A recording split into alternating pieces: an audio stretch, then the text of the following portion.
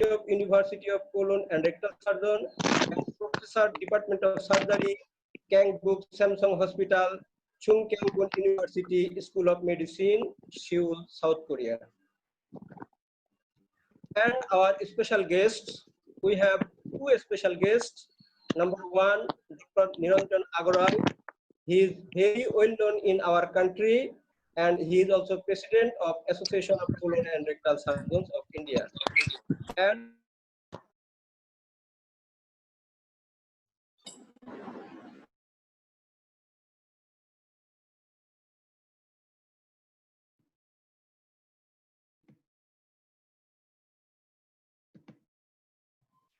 রশিদ ভাই আনমিউট হয়ে আছেন, রশিদ ভাই আনমিউট করেন। রশিদ আনমিউট করো। এই অনুজ যে ছেলে, ইউ আর মিউটেড। এই অনুজকে বলো না, ও দেখবে না, এটা দেখতে হবে। রশিদ আনমিউট করো, শোনা যাচ্ছে না, লাস্টের কথা শোনা যায় নাই। এখন প্রথমের কথাগুলো শোনা গেছে স্যার? প্রথমের কথাগুলো শোনা গেছে স্যার? গেস্টের পরে শোনা যায় নাই।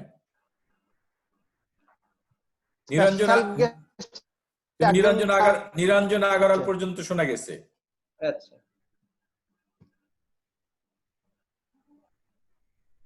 আপনি স্পেশাল গেস্ট থেকে আবার শুরু করেন রশিদ ভাই, স্পেশাল গেস্ট থেকে শুরু করেন আবার।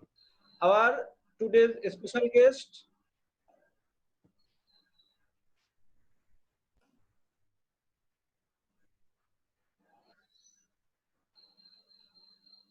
থেমে যাচ্ছে কেন? রশিদ ভাই আপনি বলতে থাকেন, আপনার কথা শোনা যাচ্ছে। রশিদ ভাই, you are audible, you just continue to deliver your speech. Today's special guests are, can you hear me? Clear. Yes, loud and clear. Rashid bhai, please carry on. Okay, we have two special guests. One is Dr. Niranjan Agarwal. He is well known in our country. He is president of Association of Colon and Rectal Surgeons of India. And another figure who is also very known in our country, he is Dr. Kushal Mittal. He is honorary secretary of Association of Colon and Rectal Surgeons. Now our speakers. Our speakers are Professor Narimantas Ivaldas Samalavicius. He is also President, Lithuanian Society of Coloproctology, President-elect, International Society of University of Cologne and Rectal Surgeons, and Chief of Surgery and Director of Robotic Program, Klaipėda University Hospital, Klaipėda, Lithuania. And Dr. Antonio Longo, I think I should not dare to give his full introduction. I am just telling a few words. He has held around 1,000, more than 1,000 conferences, over 500 live surgeries. He was the president of Italian Society of Coloproctology, and he is honorary member of the 9 foreign coloproctology societies. He is inventor of stapled hemorrhoidopexy, stapled trigeminal rectal resection, contour transistor, etc. Our another speaker, he is not now present with us, and he told me that he is busy with some operations and he will join us later. He is Professor Joaquim Manuel da Costa, Director Surgical Service and Colorectal Unit, Hospital de Braga, and also inventor of Lapistar technique for rectocele and pelvic organ prolapse, and also colorectal intraoperative anastomosis by laparoscopy for rectal reconstruction after anterior rectal resection. Another speaker, she is present here, that is Dr. Lucia Oliveira, MD, PhD, a fellow of American Society of Colon and Rectal Surgeon, and Director Anorectal Physiology Department of Rio de Janeiro and CPMD, Brazil. She is author of many books, and you can see a figure by the side. That is her latest publication. I think it is published by Spencer in the last week. Welcome, Dr. Lucia Oliveira. Our next speaker is Professor Hilario Freno Jr. He is gastroenterology, motility, and anorectal physiology and pelvic floor unit chairman at Hospital Nosa Senhora das Graças, and colorectal surgeon at Hospital das Clínicas, University of Sao Paulo, invited professor at Inspiratory College, postgraduate professor at Pontifical Catholic University of Paraná. And among with us is Ms. Ana Sofia Pacheco. She is physiotherapist, pelvic floor dysfunction, Center Hospital do Temega e Soa, Hospital Padre America, Portugal. And you are seeing a smiling face. He is Dr. Roy Patankar, consultant, gastrointestinal and laparoscopic surgeon and director of Jain Multi-Speciality Hospital, Chembur, Mumbai. This is his achievements. I think we all know about him. Now our expert panelists. Among these, Professor Cesar Inci, Professor, Department of Surgery, NYU Grossman School of Medicine, and Director, Inflammatory Bowel Disease Center, NYU Nagun Health, USA. And Professor Alex Moskalev, colorectal surgeon, Chief of the Education Department, Russian National Center of Coloproctology, Moscow, Russia, and he is also member of editorial board of Coloproctology Journal, and also European Society of Color and Proctology Eastern Representative. Now, Professor Marco Vito Merino, he is from Palermo, Italy. He is a Google scholar. And among us, as a specialist, special panelist is Professor Muhammad Abu Tahir, Professor of Colorectal Surgery, Bangabandhu Sheikh Mujib Medical University. He is also Treasurer of Society of Surgeons of Bangladesh. Now, this smiling face, we all know Professor Shahadat Hussain Sheikh Sir, Professor of Colorectal Surgery, Bangabandhu Sheikh Mujib Medical University. Now our chairman sir, we usually address with this term. He is Professor Shahadat Hussain Sheikh, Chairman, Department of Colorectal Surgery, Bangabandhu Sheikh Mujib Medical University, and he is also Member Secretary of our Bangladesh Society of Colon and Rectal Surgeon. And my two colleague moderators, Dr. Arun Kumar Pal, Assistant Professor, Dhaka Medical College, Dhaka, and Dr. Ishtiaq Alam, Assistant Professor, Sir Solimullah Medical College, Dhaka, two young, bright colorectal surgeon of Bangladesh. Panel of expert Tuhin Bhai আছে না? Now, Sir Rashid Bhai, Tuhin sir. our welcome session is Rashid, panel of expert Tuhin Bhai আছে না? Mustaq Hussain Tuhin sir, Mustaq Hussain Tuhin sir. And also our expert panelist is Professor Mustaq Hussain Tuhin sir. He is ex-General Secretary of Society of Surgeons of Bangladesh and ex-departmental head, Surgery Department, Dhaka Medical College. And now, welcome please. First, I shall take the pleasure to invite our Professor Shahadat Hussain Sheikh না give his welcome speech. Sheikh Professor Shahadat Hussain sir. He is also General Secretary of Bangladesh Society of Colon and Rectal Surgeons.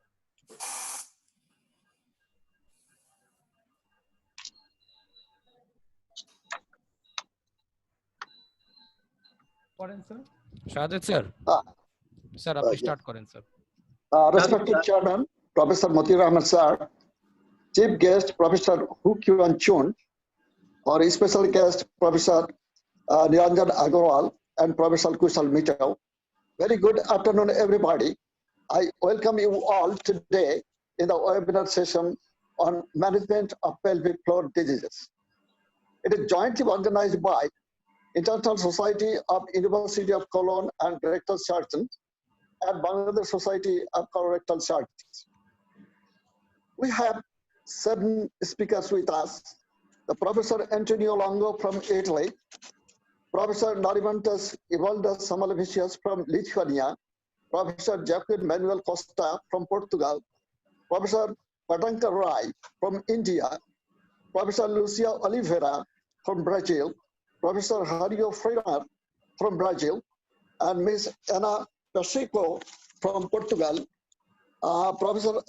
We have 7 panel specialists: Professor Alex Moskalev from Russia, Professor Feza Ramji from USA, Professor Marco Vito Marino from Italy, and 4 panelists from Bangladesh are Professor Muhammad Shahadat Hossain, Professor AJM Mustaq Hossain, Professor Shahadat Hossain Sheikh, and Professor Muhammad Abu Tahir.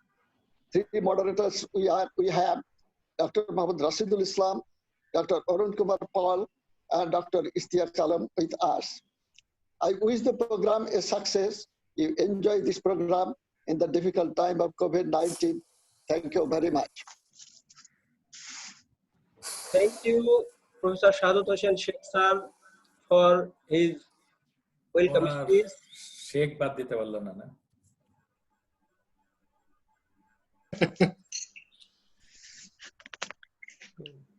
Please carry on. Now I am inviting Professor Ho Kian Chun sir, President, International Society of University of Cologne and Rectal Surgeons, to give his welcome speech. Professor Ho Kian Chun sir.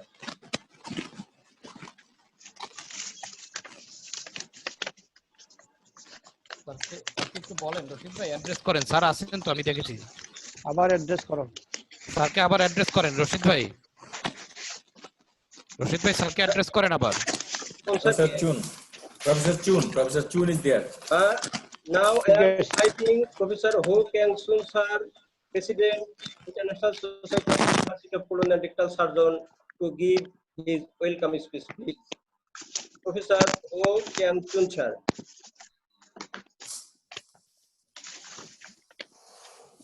She connected আছে কিনা? Professor Chun sir, are you with us? Professor Chun sir, are you with us? We are waiting for your welcome speech, sir. I think there might be some connection problems. Maybe you can invite the next speaker to deliver his welcome speech, and we will wait for Professor Chun. Our next, I am inviting Professor Niranjan Agarwala sir, President, Association of Colon and Rectal Surgeon of India, for his welcome speech. Thank you, Dr. Rashid. Thank you, Bangladesh Society, for bestowing honor on me, and greetings from the Association of Colon and Rectal Surgeons of India. Huge thank you from all my members for making us a part of your webinar, as always. In the last few decades, we have all seen that there is a resurgence of interest in the disorders of the pelvic floor. And with the advent of newer technologies and newer investigations, mainly anal manometry and the MRI difficography, we have seen that we are able to better evaluate this patient, better study their physiology, and find out patients who can do better with surgery or otherwise. I am sure I must congratulate rather Dr. Rashid for inviting such a galaxy of speakers from all across the globe, bringing them under one webinar or one virtual team over here to bring the deliberations to your rooms in your home, at the comfort of your home.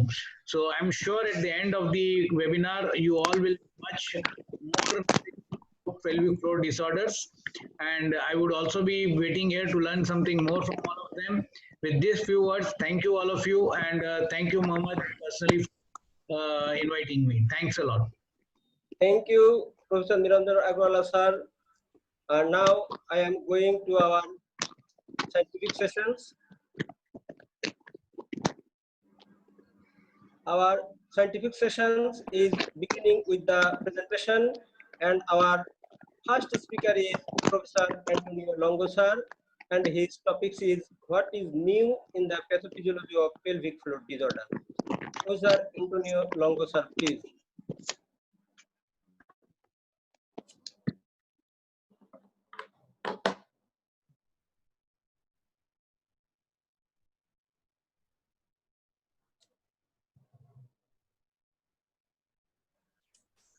today about the update in the management. You write in the pelvic sword. I think this should be more correct to say in the pelvic organ disorders.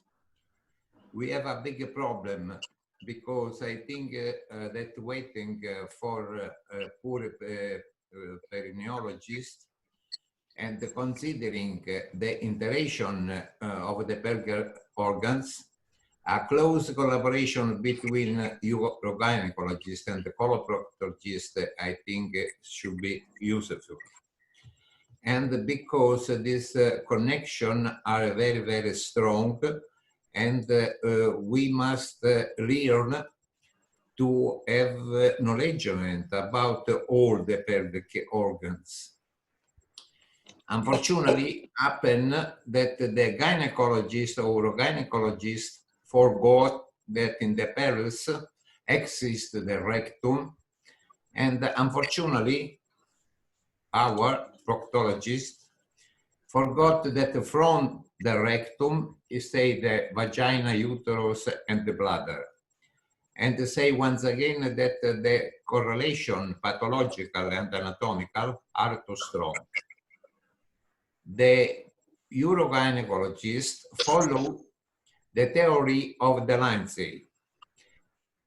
And the Lindsay, on all these anatomical study, not take in consideration that back the vagina stay the rectum.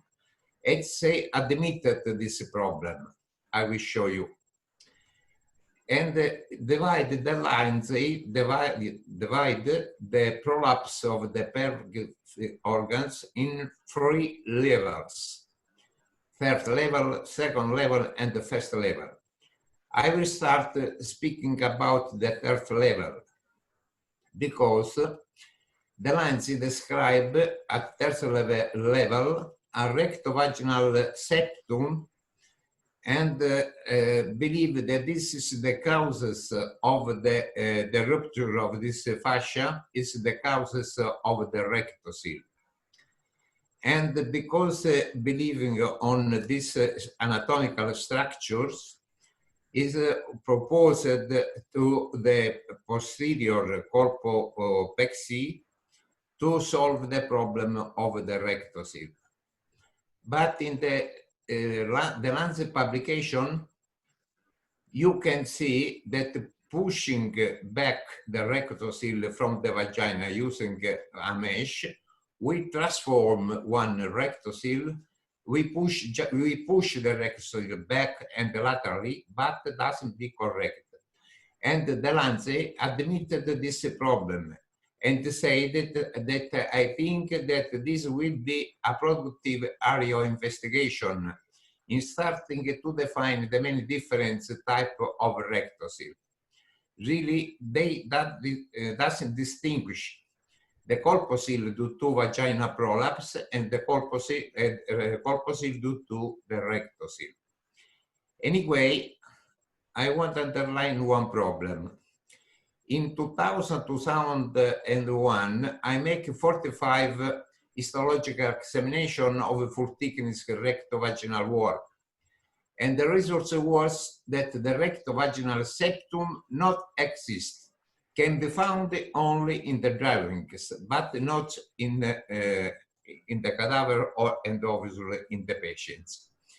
This my study was confirmed from the gynecologist some year later. Anyway, making this study, I can demonstrate to you that the rectocele is due to the failure of the muscular layer of the rectum. You can see that here we have the muscular layer of the rectum, then here miss the muscular layers, and then we have the smooth sphincters. And you can see that the vaginal wall on this patient, on these cadavers is absolutely normal. And between vagina and the rectum doesn't exist any fascia. But no need that we make a dissection of cadaver because we demonstrate that. You can see that also mapping ultrasonographic mapping of the rectum, we can observe this area of failures. It's a smooth sphincters. You see that here means the muscular layer of the rectum is restart these muscular layers upwards of this failure. Studying to the cadavers, I observed that in cadavers with the rectocele, always we find associated one hyperdescent at the perineum. Because if the rectum stay on place, it's impossible that the rectum can expand itself because it's don't have enough room. So the rectocele is evident only when hyperdescent a little bit the perineum. And another problem is the follow, that the rectocele at the beginning is occupy the perineal body only. The expansion causes the posterior corpuscle and then pushing down and dilating the perineal body, the musculus puborectalis, the perineal fascia, and the transverse muscle of the perineum, cause the descent of the perineum. So we have many type of rectocele, and that's very important.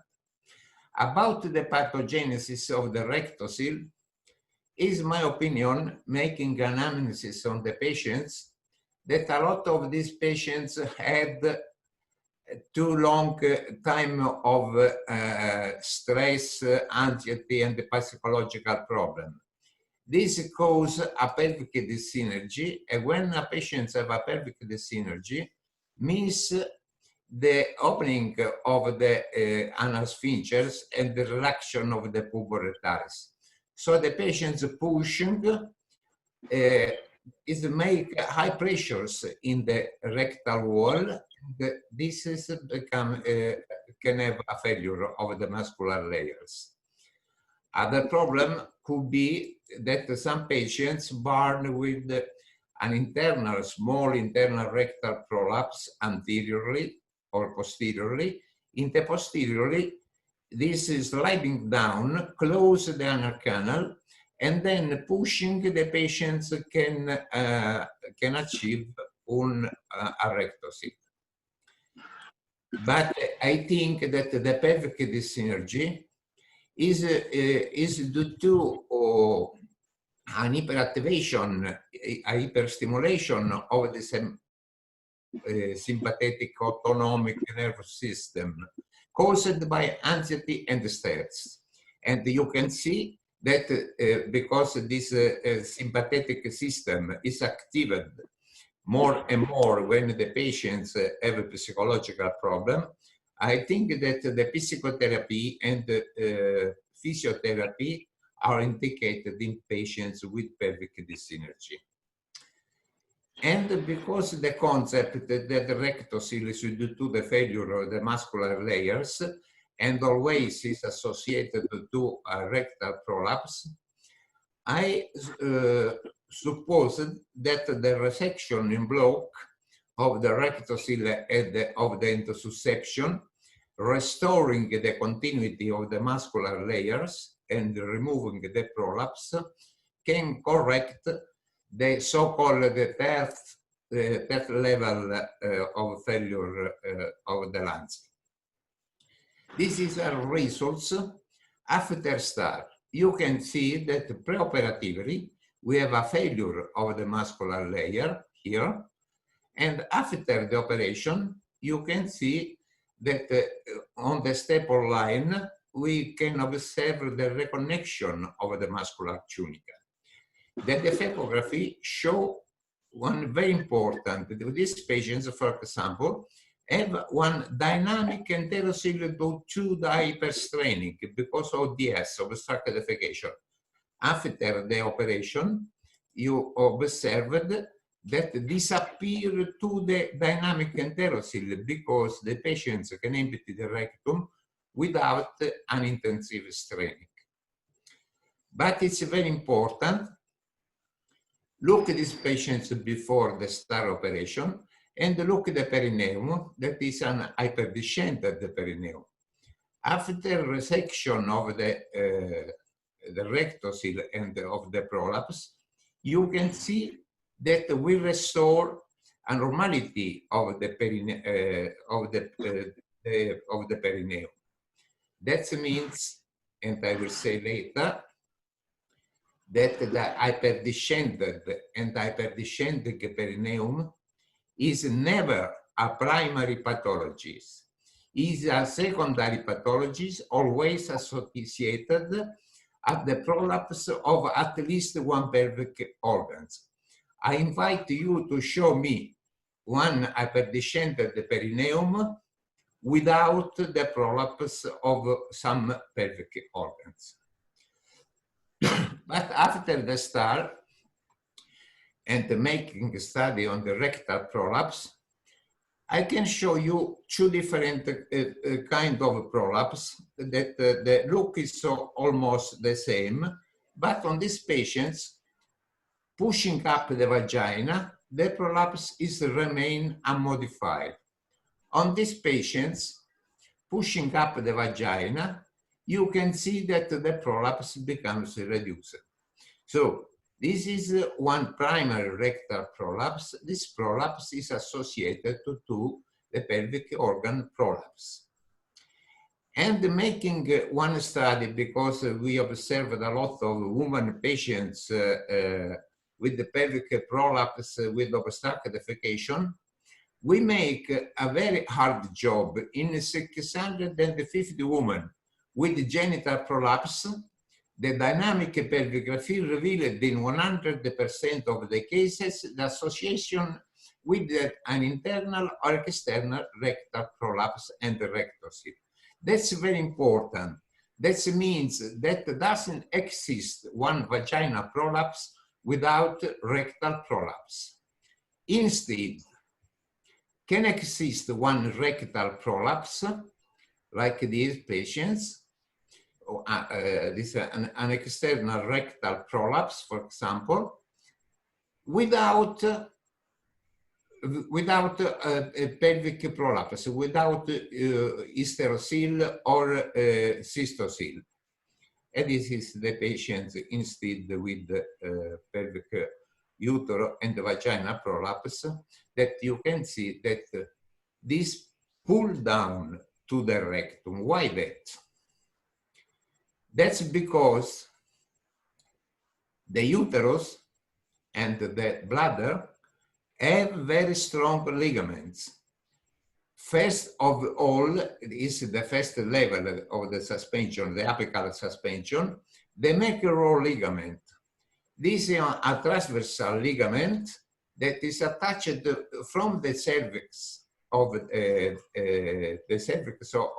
uterus and to in the fornix of the vagina to the lateral pelvic wall in the obturator fascia.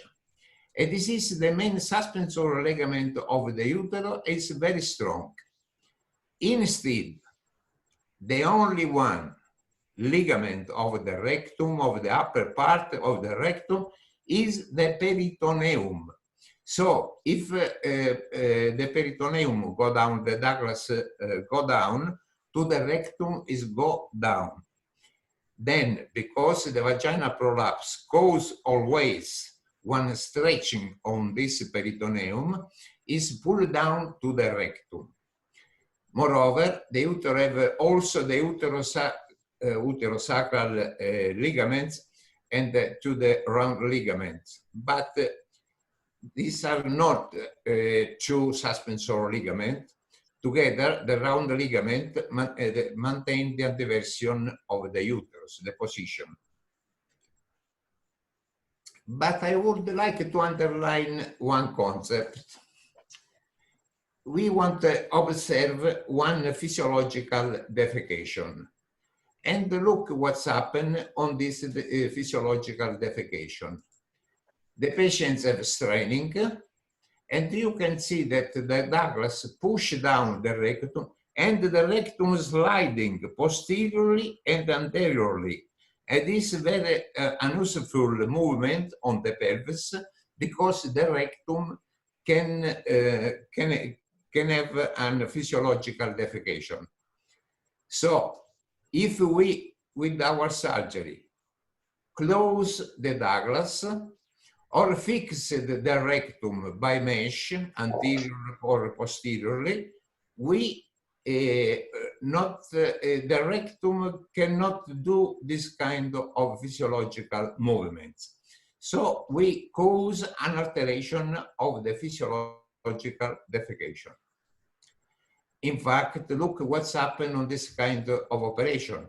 The corpus sacropexy, because it tends a mesh between posterior vagina and the sacrum. Look what's happened. The patients have one straining, but it's ineffective. The rectum cannot empty because the Douglas is closed. The same in the ventral rectopexy, it's happened the same. And because the rectum is suspended only anteriorly, is not enough to correct the posterior prolapse. That's happen always. Please make the phacography in patients after ventral rectopexy, and you can say me if I say right or not. My problem was, when we have this kind of problem, you know that until now, the urogynecologist correct the vagina prolapse, and the proctologist correct the rectal prolapse with two distinguished techniques. I think that this must be considered one unique pathologist, and perhaps it's possible to correct both the alteration with a unique operation. So I proposed the POPS operation. The POPS is consisting to make a sutures of one mesh in the vagina fornix, anterior or posterior, according with the prevalence of the cystocele or the posterior corpuscle, and then make one subperitoneal tunnel, is fixed to lateral abdominal fascia. What is, which one is the most important advantage? That the is covered from the peritoneum, and you know the peritoneum play a good job against the complication.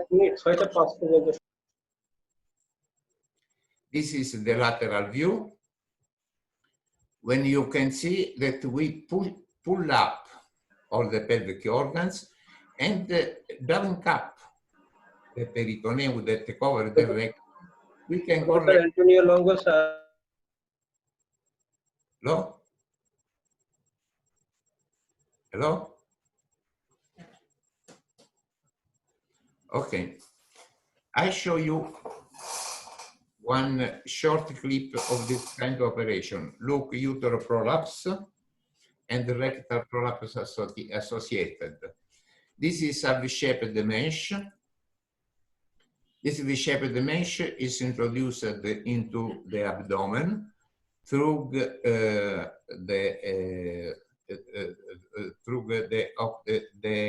whole of the optic system. We make one tunnel, and through the macro ligament, we get the mesh outside, the two arms of the mesh, and they are fixed to the abdominal fascia in both sides. And when we do that, we fix the mesh on the anterior or posterior vagina fornix, and it's very important that on this way we can pull up the pelvic organs, and we can correct to the associated rectal prolapse as well. I will show you in the here. Okay, and look also the perineum. In the cerectomite patients, we tunnelize the mesh on the apex of the vagina. Okay, look, and but we do the same traction in the upper part and fix the look at these patients with an external rectal prolapse. This is a very short movie. And you can see that we get the redundant peritoneum that cover the rectum here. And we get also the posterior vaginal wall on the woman. And then covering this mesh, we pull up utero and the uterus, vagina, and the rectum too.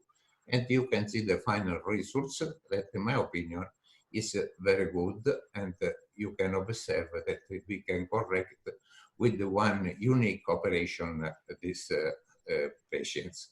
This is a pre and post-operative results, where you can see that the rectum, vagina, and the uterus after the operation is are located in the anatomical place and have the normal axis. This is other important questions. Look that before the POPs, the patients have an hyperdescended perineum 2 associated to the prolapse, and instead, after the operation, we corrected the pelvic organ prolapse, and we corrected to the hyperdescended perineum. So just because I want to underline once again that, in my opinion, the pelvic floor is not a correct definition, because all the pelvic organs have the proper ligament, and this becomes a floor when some organs prolapse up the perineum.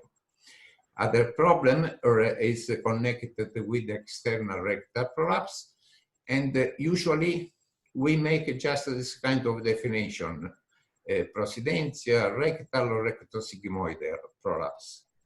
But we must distinguish between the primary rectal prolapse, look that the pushing up the vagina remain unmodified, and instead this one, when we push up the vagina, we reduce it to the rectal prolapse.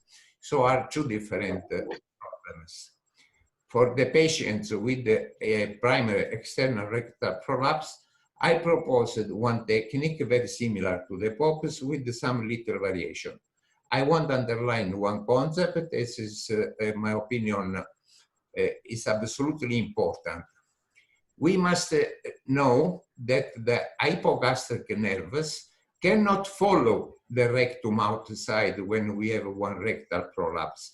So the rectum is always denervated. The external rectal prolapse is always denervated. But because the rectum have the plexus of mesenteric, the Auerbach and the submucosal of Meissner, if these plexus are preserved, the rectum can preserve the compliance and can preserve enough function.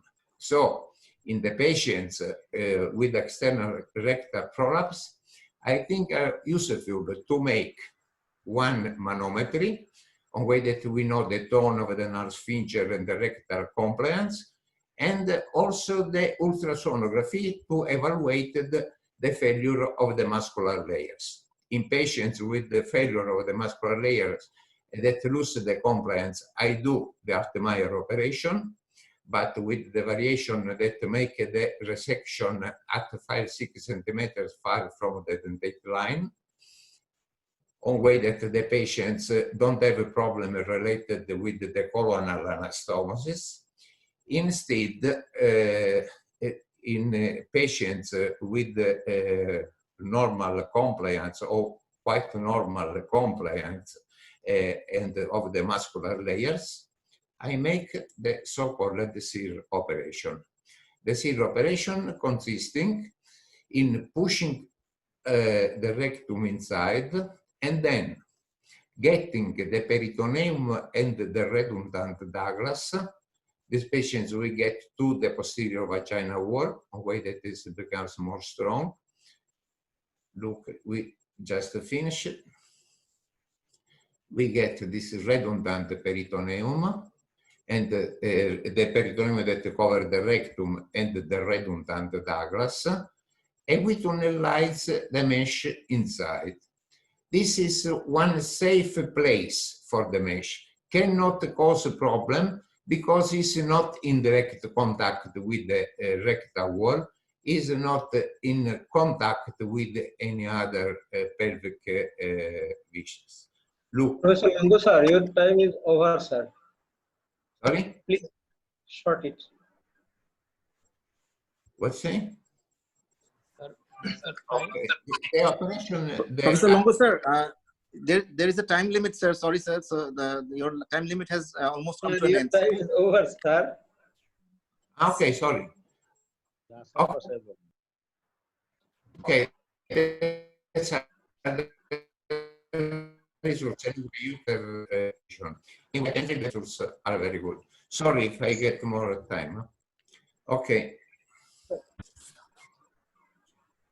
Thank you. Thank you to you.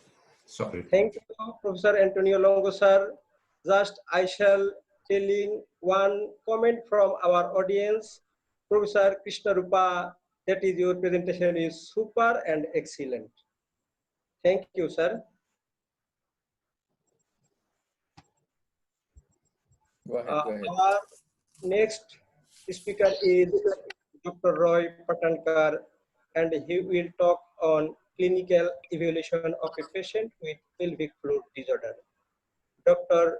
Roy Patankar, please. Yes. Do you see my slides, sir? Yes, yes. Is my audio and video clear to you? Yes, perfect. Yes, sir, absolutely, sir. Absolutely fine. So in the next 20, thank you, Professor Rashidul, and to the Bangladesh Society. It's a great pleasure to be back among my friends in Bangladesh. In the next 20 minutes, I will be speaking to you about the evaluation of a patient of obstructive defecation. It starts with, I think we work in silos in most hospitals. The colorectal surgeon, the gynecologist, and the urologist work separately. The first thing, as Dr. Longo said, is we need to work together. So the first thing I teach my fellows when they join our department is you must examine a patient in 3 positions. One is the left lateral, like we normally do. The second is the lithotomy position. And the third is squatting position. I encourage those who work with me to try and make a diagnosis based on the findings of the educated finger. I will tell you a lot about the tests that we do, but a lot of information you can get only from the finger. I think we need to understand that the pelvis has 3 compartments: the anterior compartment with the bladder, the middle compartment with the uterus and the vagina, and the posterior compartment with the rectum. We all know what is, to briefly tell, we are really going to talk only about pelvic outlet obstruction, not really looking at slow transit constipation. And the key issue in all of these patients is a weakness of the pelvic floor. So we take a detailed history from this patient, and the way of doing this is in the waiting area, one of my residents will take a detailed history of the patient. And particularly in South Asia, I find many middle-aged women are uncomfortable to speak about inserting a finger in the vagina or the rectum to evacuate stool in front of their husband or child. So what we have done is, India has multiple languages. So we have questionnaires prepared in various languages through all these factors, and we make sure a detailed history is taken prior to me saying them. We use Professor Longo's ODS score because for any treatment, be it biofeedback, conservative or surgical, you want to know the pre-operative and post-operative score. And this Dr. Longo's score is available on the net. I would encourage all of you to go through this score and use this for patients with pelvic floor disorders. So how do you evaluate this? This is part of the routine workup that you and I normally do for all anorectal and colorectal problems. Look at the perineum carefully, spend some time on the anorectal examination, and in your mind, divide patients as functional and structural. In those patients who you suspect have a slow transit constipation, those patients we will do a colonic transit study.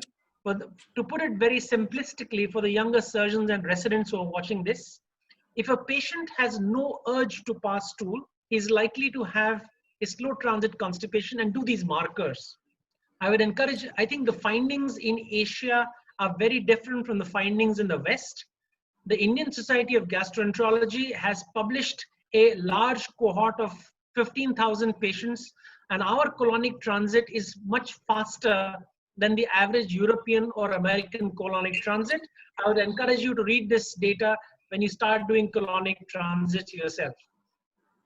A flexible endoscopy remains a major part of workup, and we get a lot of these things like the solitary rectal ulcer. We have patients who come after, I know Bangladesh has similar problems like India does with cost and economics playing a major role, with complementary medicine practitioners treating these.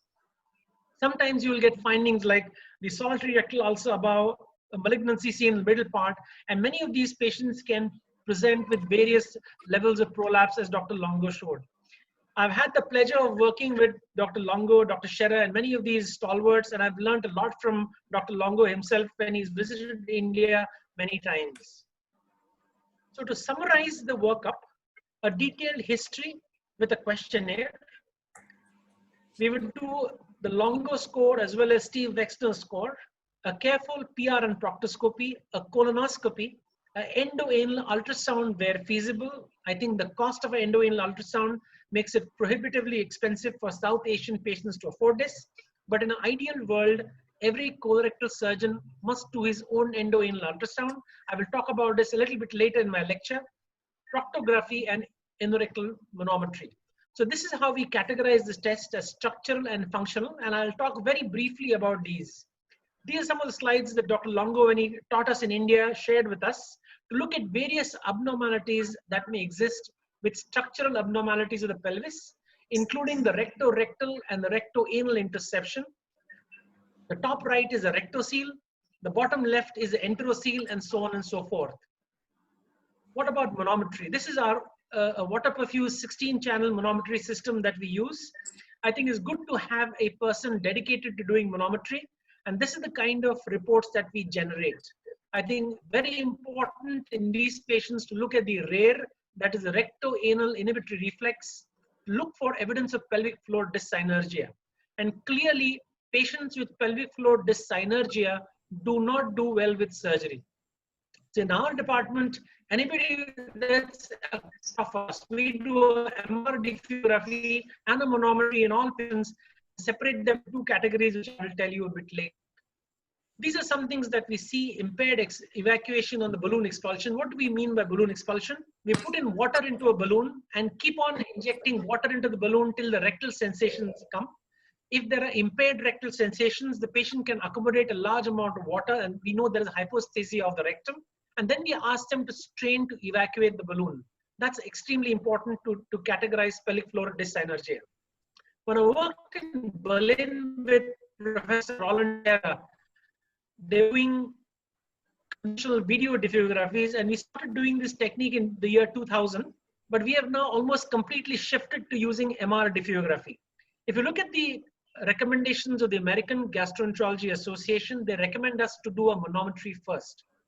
In an ideal world, you would want to do an MR diffeography and a manometry in all patients.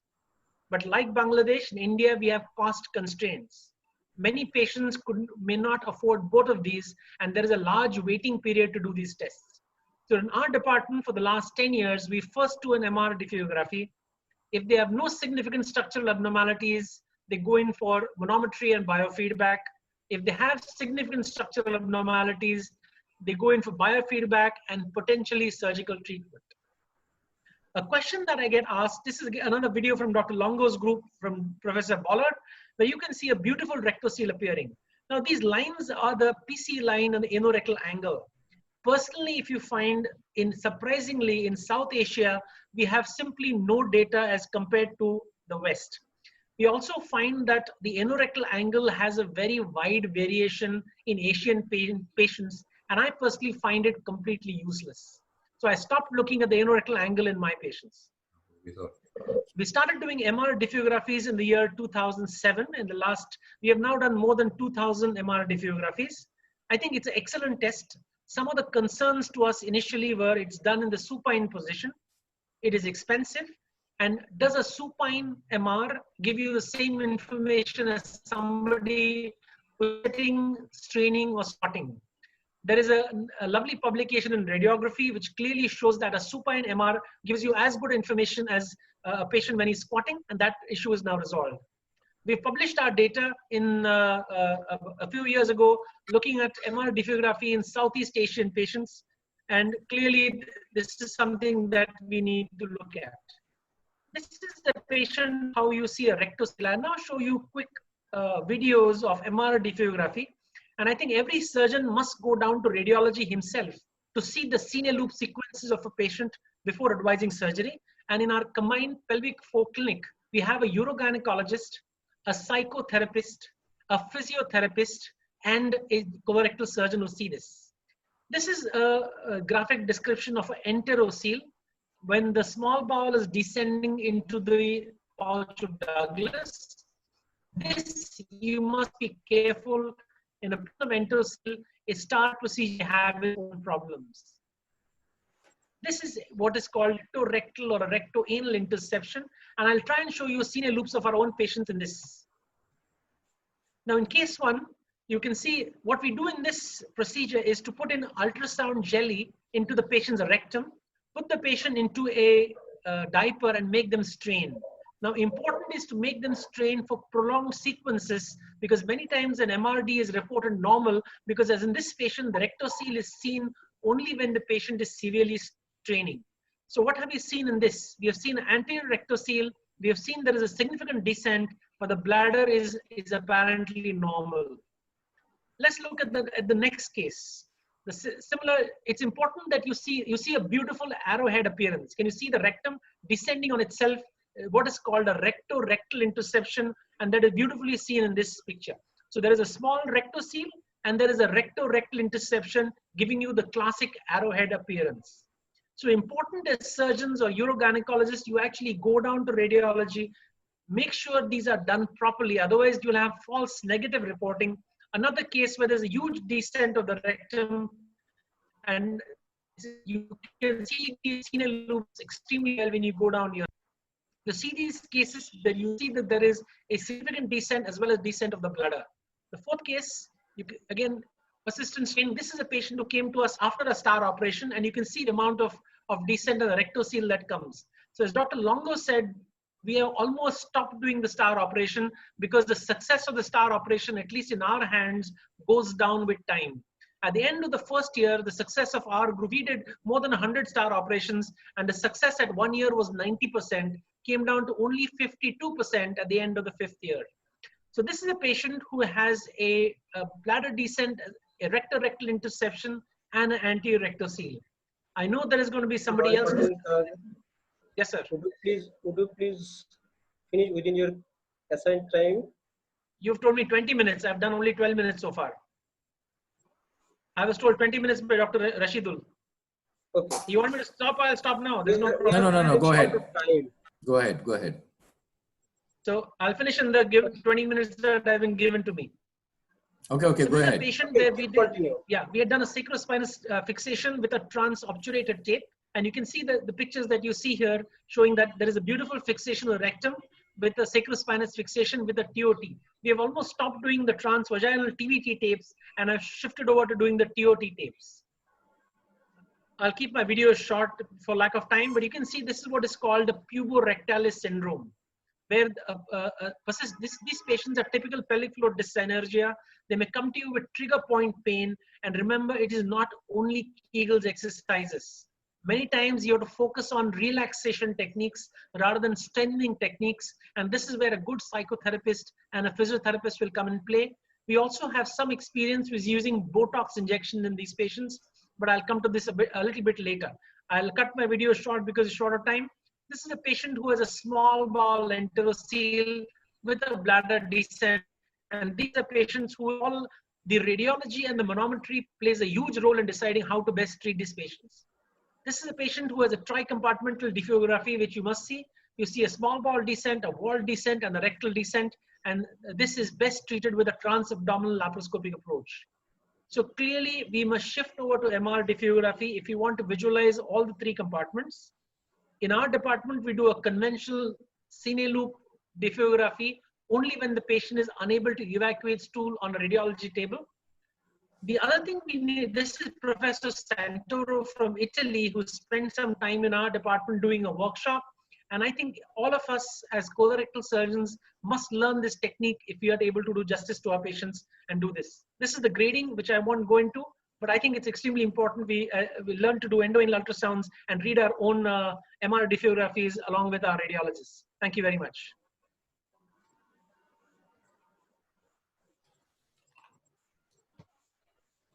Thank you, Professor Roy Patankar, for your comprehensive and descriptive presentation on clinical evaluation. And now our speaker is Hilario Freiner Jr. He is from Brazil, and he will speak on anorectal manometry and other investigations for pelvic floor disorder. Professor Hilario Freiner Jr., please.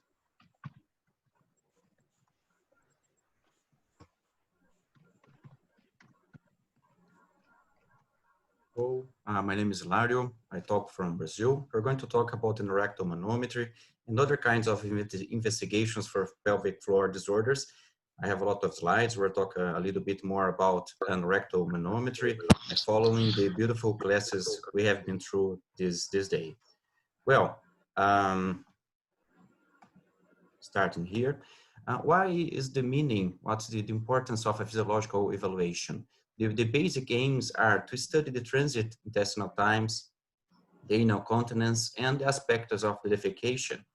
But we have specific aims too, to study the anal continence or the anal incontinence, evacuation disorder properly, the intestinal transit dysfunction, the anal incontinence risk factors, which is very important in considering some orificial surgeries, and also the legal aspects of that.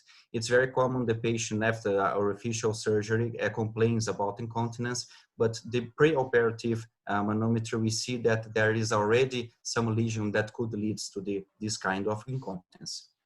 So the legal aspects are increasingly important nowadays.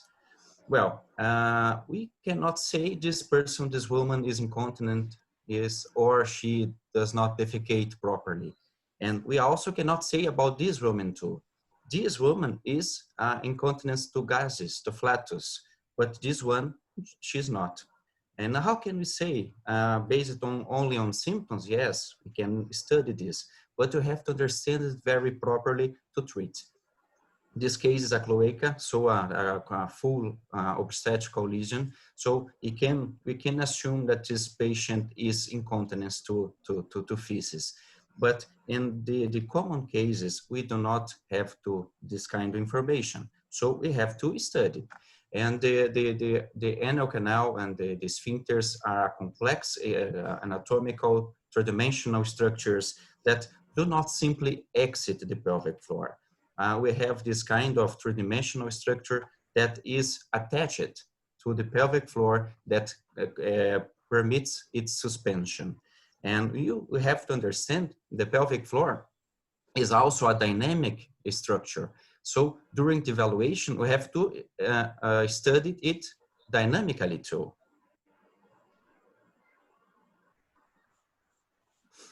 And also, the pelvic floor is also a tridimensional funnel-shaped muscular structure that allows the exit of the intestinal tract in the posterior compartment.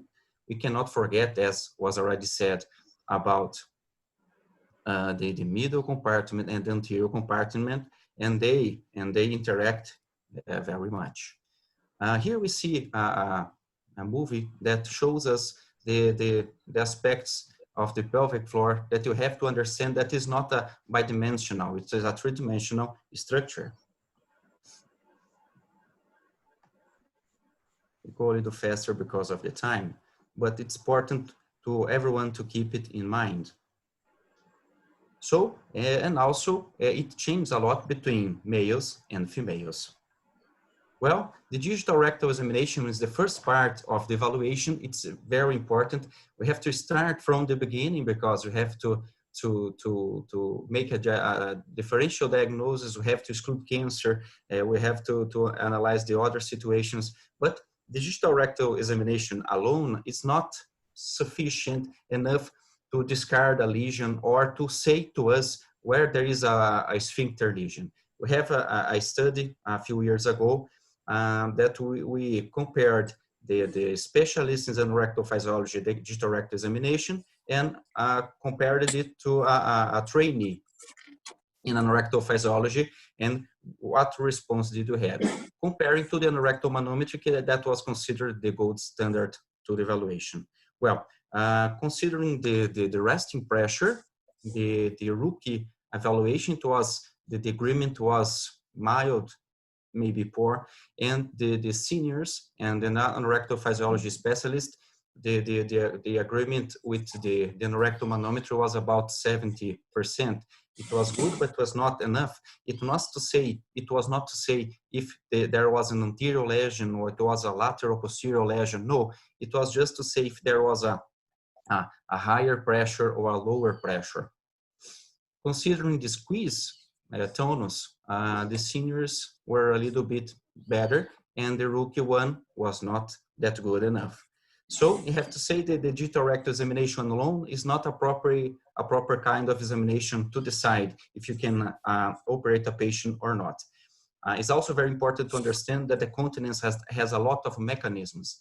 We see some people say that an rectal manometry, the results from the examination is correlated to the severity of the incontinence, for instance. That's why that is the answer, because the continence is a multifactorial situation. Well, the exams we have we can perform are the colic or anorectal manometry, anal electromyography, and conventional or resonance defecography, and an ultrasound, ecodefecography. We have the transperineal defecography, and the intestinal transit times studies, and the colic, especially the colic transit time, the pudendal nerve latency test, and breath tests, especially the hydrogen, to determine the oral cecal time, and the barioenema to understand the morphology of the colon and rectum, and the pelvic floor as well. Then the anorectal manometry allow us to get some functional information, some structural information, some rectal and some systemic informations.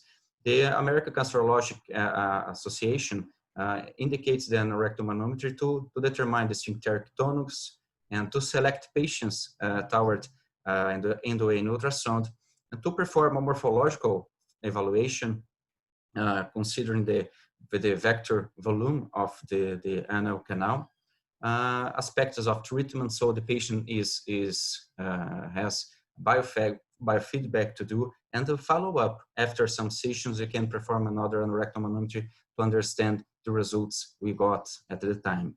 The sensory evaluation is one of the most important parts, in my opinion, even to constipation as well, to fecal incontinence.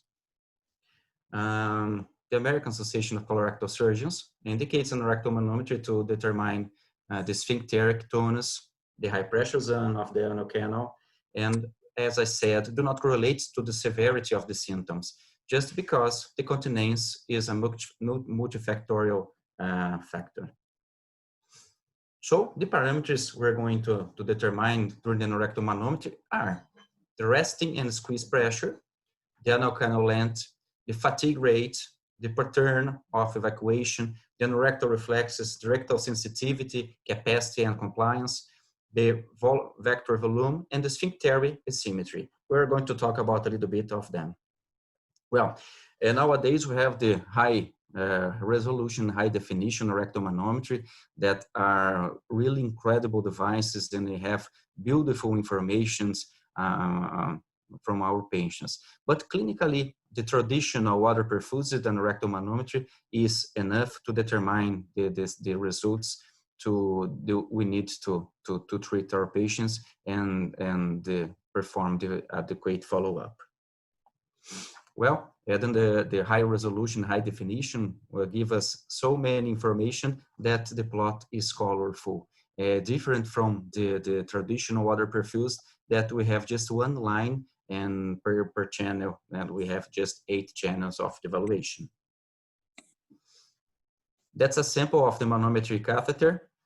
We have here 8 channels that will be water perfused, and 1 channel that is attached to this balloon at the tip of the catheter, so we can perform the sensory evaluation.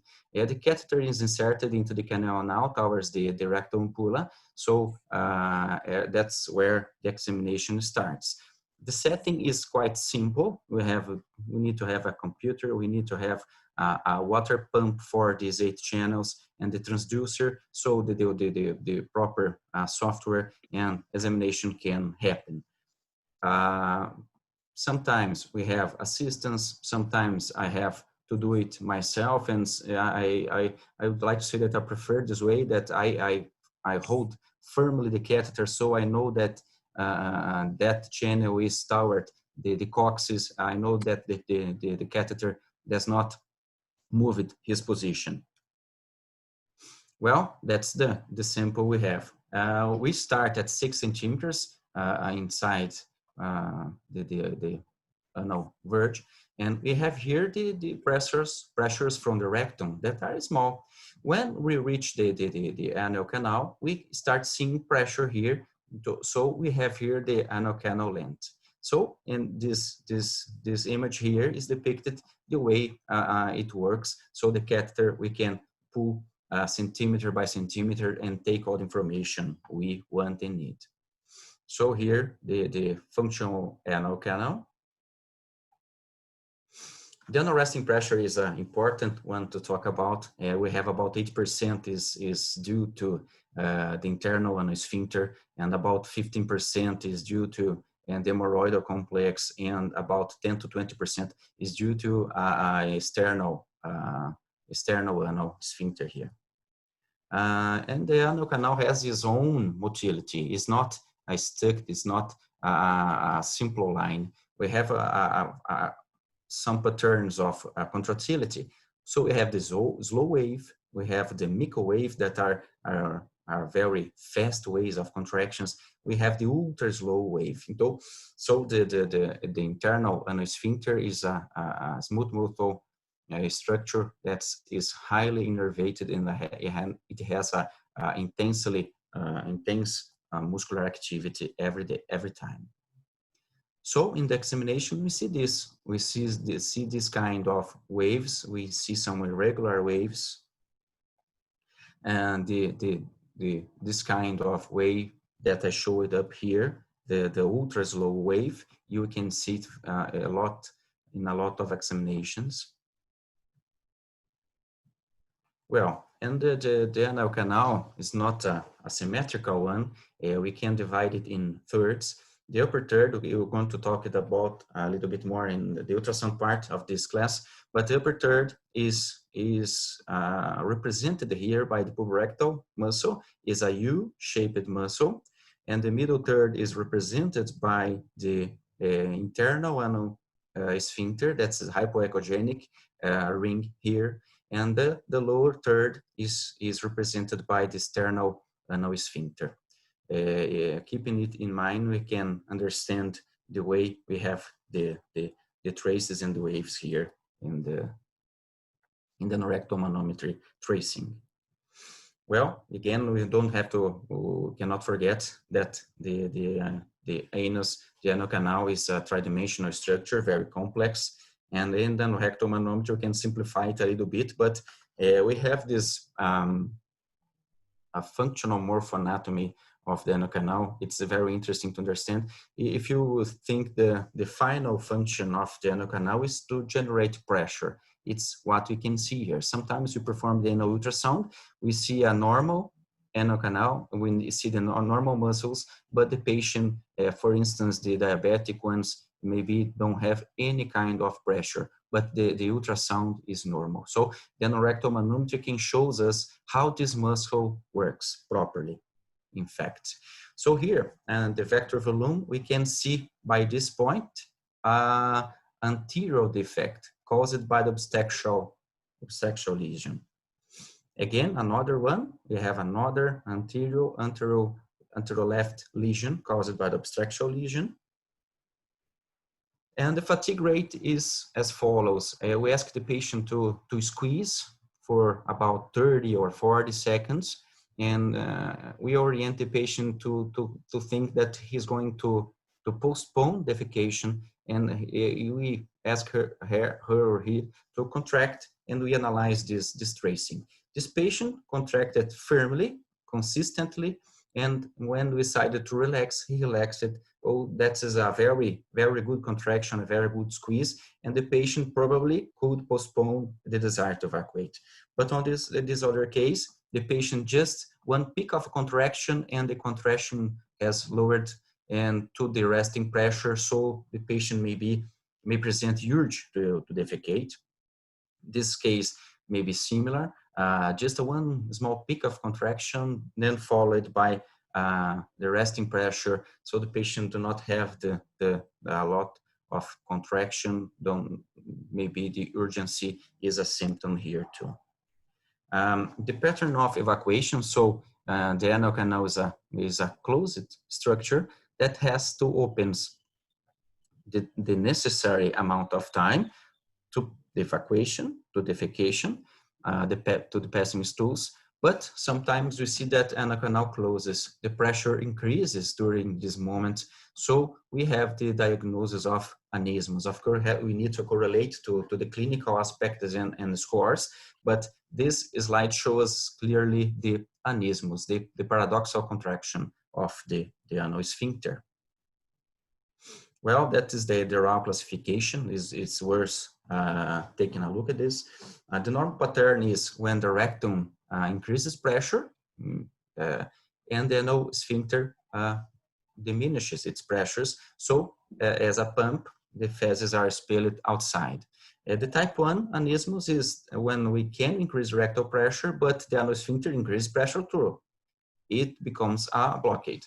The type 2, the rectum does not increase very much its pressure, but the anal canal increases his pressure. The type 3, the rectum increases the pressure and the anal canal does not relax. And type 4, the rectum does not increase pressure and the anal sphincter does not relax as well. Well, as I always say about the complexity of the pelvic floor and all its contents, the neurological parts are very, very complex and important for us to understand. The pudendal nerve is originate from their sacral roots S2, S3, and S4. And we have to perform these evaluations are very important to the awareness of the patient and to understanding of a physiological reflex called sample reflex. And the rectal anal inhibitory reflex is the sample reflex that we can do in our lab. So we inflate the balloon to 20 to 40 to 60 air milliliters. So the anal tone, the resting anal tone must decrease about 50% or 20 millimeters of mercury. So here we have a positive examination, a bigger image for us to understand. Also, that's what I'm talking about. The simple reflex that happens in our life every day a lot of times. Sometimes we feel it, sometimes we do not. In our lab is we call the rectoanal inhibitory reflex. As I said, the anorectal manometer can help us in some other information. So in diabetic patients, we may have a very slow return to normality wave, and it may be a neuropathy caused frequently by diabetics. So when we do not have this rectal inhibitory reflex, we may have in front of a neurological disease. We have post-operative patients, cancer, radiotherapy, Hirschsprung disease patients, and Chagas disease patients. The sensory part is very important. What will we do if you don't feel? If the patient does not feel what is going on down there, what can he do? Nothing. The rectal sensitivity is an important part. We can start feeling something down there about 10 to 30 milliliters. With the balloon, we do it with water, normal temperature or warm water. The rectal capacity is the amount the rectum can support. It's about 100 to 250 milliliters, sorry. And the rectal compliance is a relation between the rectal sensitivity and the rectal capacity, is how the rectum can store feces. How many milliliters are necessary to increase the pressures in millimeters of mercury. So if the rectum is a short rectal compliance, the patient may have intense urgent to evacuate, but the patient has a bigger rectal compliance. Maybe he's constipated, he does not feel something, he cannot evacuate properly because he does not feel it adequate. Well, the rectal sensitivity is when we feel. Rectal capacity is how much we can hold, and the rectal compliance is a relation between them all. Well, this patient here feels something there about 54, and his capacity about 110. So he has a mild hyposensitive of the rectum. This patient has a small capacity, so perhaps the patient can has urgency. And this case is similar. So the patient has a rectal hyposensitivity and a normal capacity here. Then a rectal manometer can lead us to perform biofeedback. We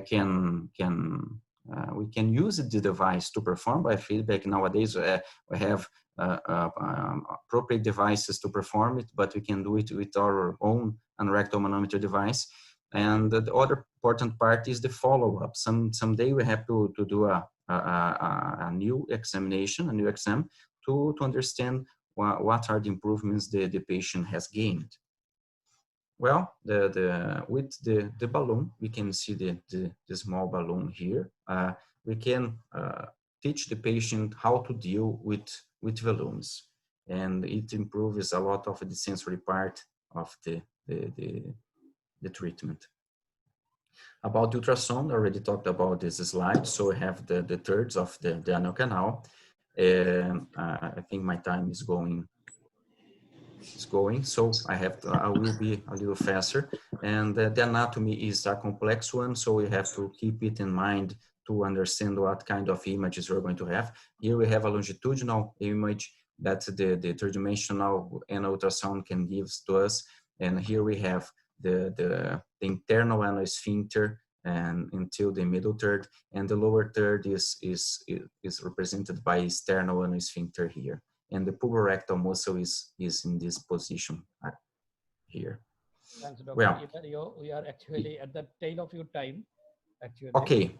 Okay. If you want, I can stop. The rectal manometer was the part that we talked to each other that was going to be more important. I can pass a slide fastly. What is your position? Yeah, you can. Go ahead. Okay. Quick, here, okay. Here we have the endoanal transducer that's at 360 degrees. A stationary can have the cube formation that we can use the images after the examination. So this image is from a bidimensional device. You can see the finger of the examinator here. The puborectal muscle was there. And the images are like this: the anterior part of the patient, the right, the left, and the posterior part. And so we have the longitudinal image, the internal anal sphincter, the puborectal muscle, and the sternal anal sphincter. The upper third, here we have the puborectal muscle here. And in the middle part, we have the internal anal sphincter, the hypoechogenic ring. And the third part, the outer part, is the sternal anal sphincter here. And we can determine the lesions. So the internal anal sphincter has an anterior lesion here, and so it is all in the posterior part. So it got bigger here because of the tearing in the anterior part. Here's a finger of the examinator in the vagina posterior wall. So we have here, we have a anterior, right anterior lesion of the sternal sphincter, here the finger of the examinator. And here to the representative of a surgery that was guided after the endoanal ultrasound. And we can assess the pelvic floor using the same transducer inside the vagina. We can see the pulvovisceral muscle. We can see the anal canal. We can see the urethra, all of them aligned here, and the symphysis pubis here. And the transperineal transducer, convex transducer, we can assess the rectum, the sphincter, the uterus here, the bladder and the urethra, and the symphysis pubis here too. Just remember that is the dynamic examination as well. And here the representative of that. The other kind of examinations, we have some example now. This is a traditional fluoroscopy guided defecography. So we only see where there is radiopaque structures. We see the bony part. Sometimes we see the rectum that was filled with jelly. And the patient performs all the parts of the evacuation, the effort, there is a rectal seal over here, and the evacuation, the opening of the anal canal. So the images are kind different from, a little different from the magnetic resonance, that we have all the view of the compartments, and the patient here, hydrocele, a patient with the hysterectomy, and descending of the bladder, and that the Dr. Roy talked to us brilliantly before of me. And the echodiafecography can be performed with the same transducer, the same probe, and the patient at rest so performs a little time of straining, then the rest again, and we can understand and see the structures of the around the anal canal, how they behave during the straining. So we can see the angle of the puborectal muscle, that this part, the angle didn't increase it, so we have the aneurysms, and the rectal seal here, that in the straining part, the posterior wall of the vagina and the anterior part of the anorectal area comes forward, and the stages of the rectal seal into susception and the cystocele as well. I'm just finishing. So the endoanal ultrasound changed the definition of rectal seal, so we can name it anorectal seal because of the anal part, anterior part participation. And about the transperineal defecography, it's a very interesting examination. Professor Santoro is an expert on this. And we can see the aneurysms here. We can see the rectal seal, so we can see the anterior dislodgement of the rectum, and the intussusception as well, and the cystocele. My friends, thank you very much. I appreciate this very much. Dr. Rashidul, congratulations on your efforts to make this meeting come true. Thank you very much for the invitation. I am very honored. And this image is a pine. It's a pine that we have here in Brazil, in South Brazil, called Araucária or Pinheiro do Paraná.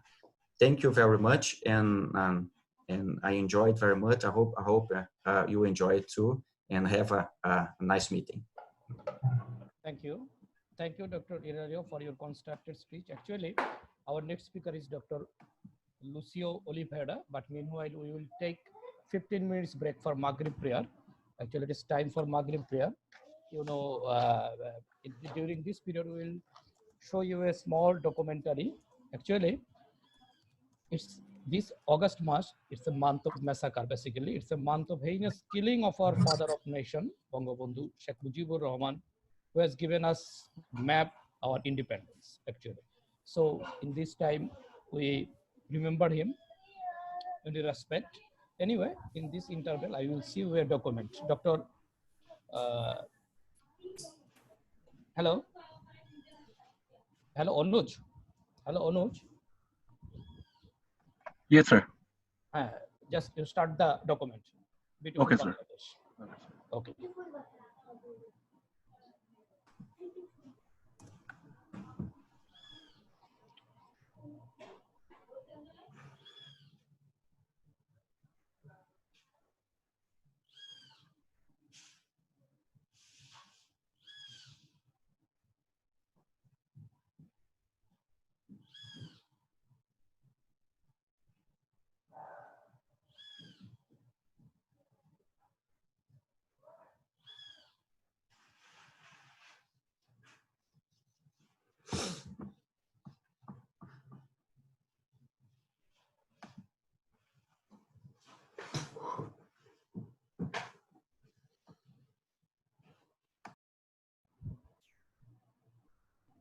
Anuj, sound.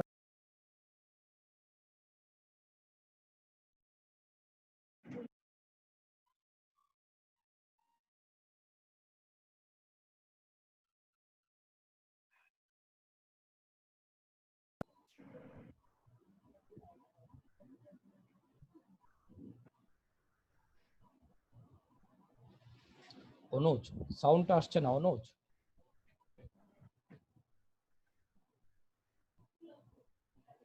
Hello Anuj hello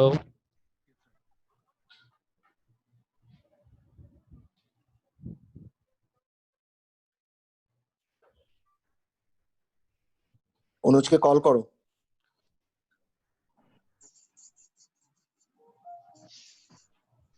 Anuj sound আসছে না তো sound হচ্ছে না তো সাউন্ডটা ঠিক করেন সাউন্ডটা ঠিক করেন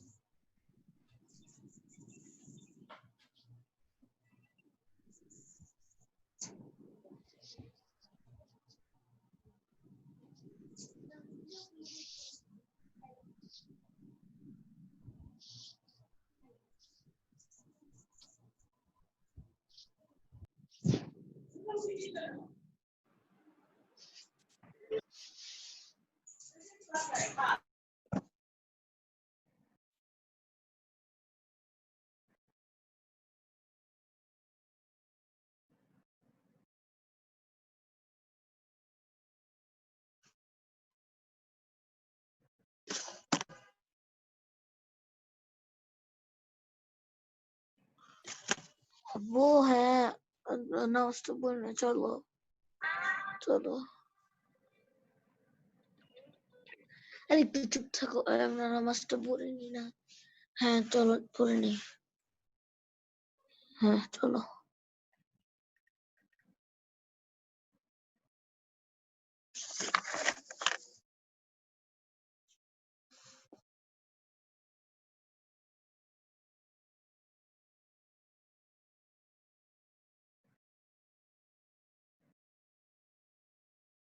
এখন সাউন্ড তো দিয়েছি sir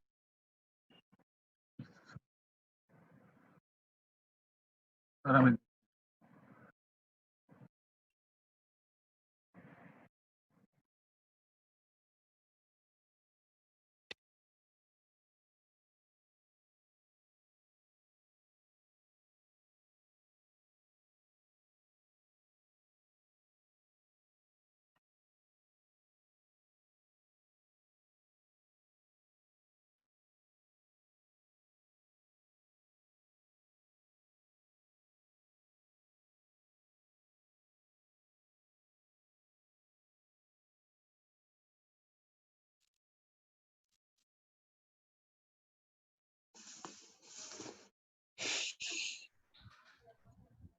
Anuj it is over শেষ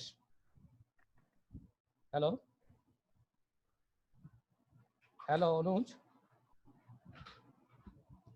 অনুজ শুনতে পাচ্ছেন জি স্যার কি শেষ হয়ে গেছে জি স্যার ভেরি ব্যাড এটা তো কোনো সাউন্ডই হলো না অনুজ শোনো আচ্ছা স্যার স্যার শেষ নাকি স্যার এটা মনে হয় একটু ভিডিওতে প্রবলেম হয়েছে সাউন্ডে একটু প্রবলেম হলো মনে হয় স্যার আমরা মনে হয় শুরু করে দিতে পারি স্যার আসলে পরবর্তী নেক্সট পোরশন শুরু করেন আচ্ছা ঠিক আছে অনুজ আপনি শেয়ার স্ক্রিনটা বন্ধ করেন ওটা অনুজ না অরুণ Thank you everybody for patienting. Actually, now you are again back to our main presentation. Now, I would like to request Dr. Lucio Oliveira. She is the Director Anorectal Physiology Department of Rio de Janeiro and Capimet, Brazil. Our topic is role of biofeedback and neuromodulation for the treatment of constipation.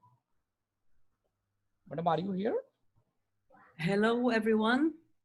Thank you, ma'am. We are here. Thank you very much for the kind invitation. Also, thank you for sharing the very nice pictures of Bangladesh. I enjoyed, although we didn't have the voice, but it was very nice to see. I would like to thank Professor Islam for this kind invitation and also Zucro Society. These are my disclosures, and we're gonna talk a little bit about biofeedback and neuromodulation for constipation. You already heard that constipation is a prevalent condition, and probably slow transit constipation represents around 11% of patients, and obstructed defecation around 13% of the patients. When we start evaluating those patients, we have to utilize the ROM criteria to select the patients for a basic investigation, also to rule out the red flags and start the treatment. The treatment starts with medical fibers, fluid, laxatives, and if we don't have a success, we will add some laboratory tests and also for sure a colonoscopy to exclude colon cancer. But after this initial evaluation, we will perform in some patients the physiological test that you already heard from Dr. Ilario. And with these investigations, we will try to divide the patients in basic two groups: patients with evacuation disorders or ODS and patients with a slow transit constipation.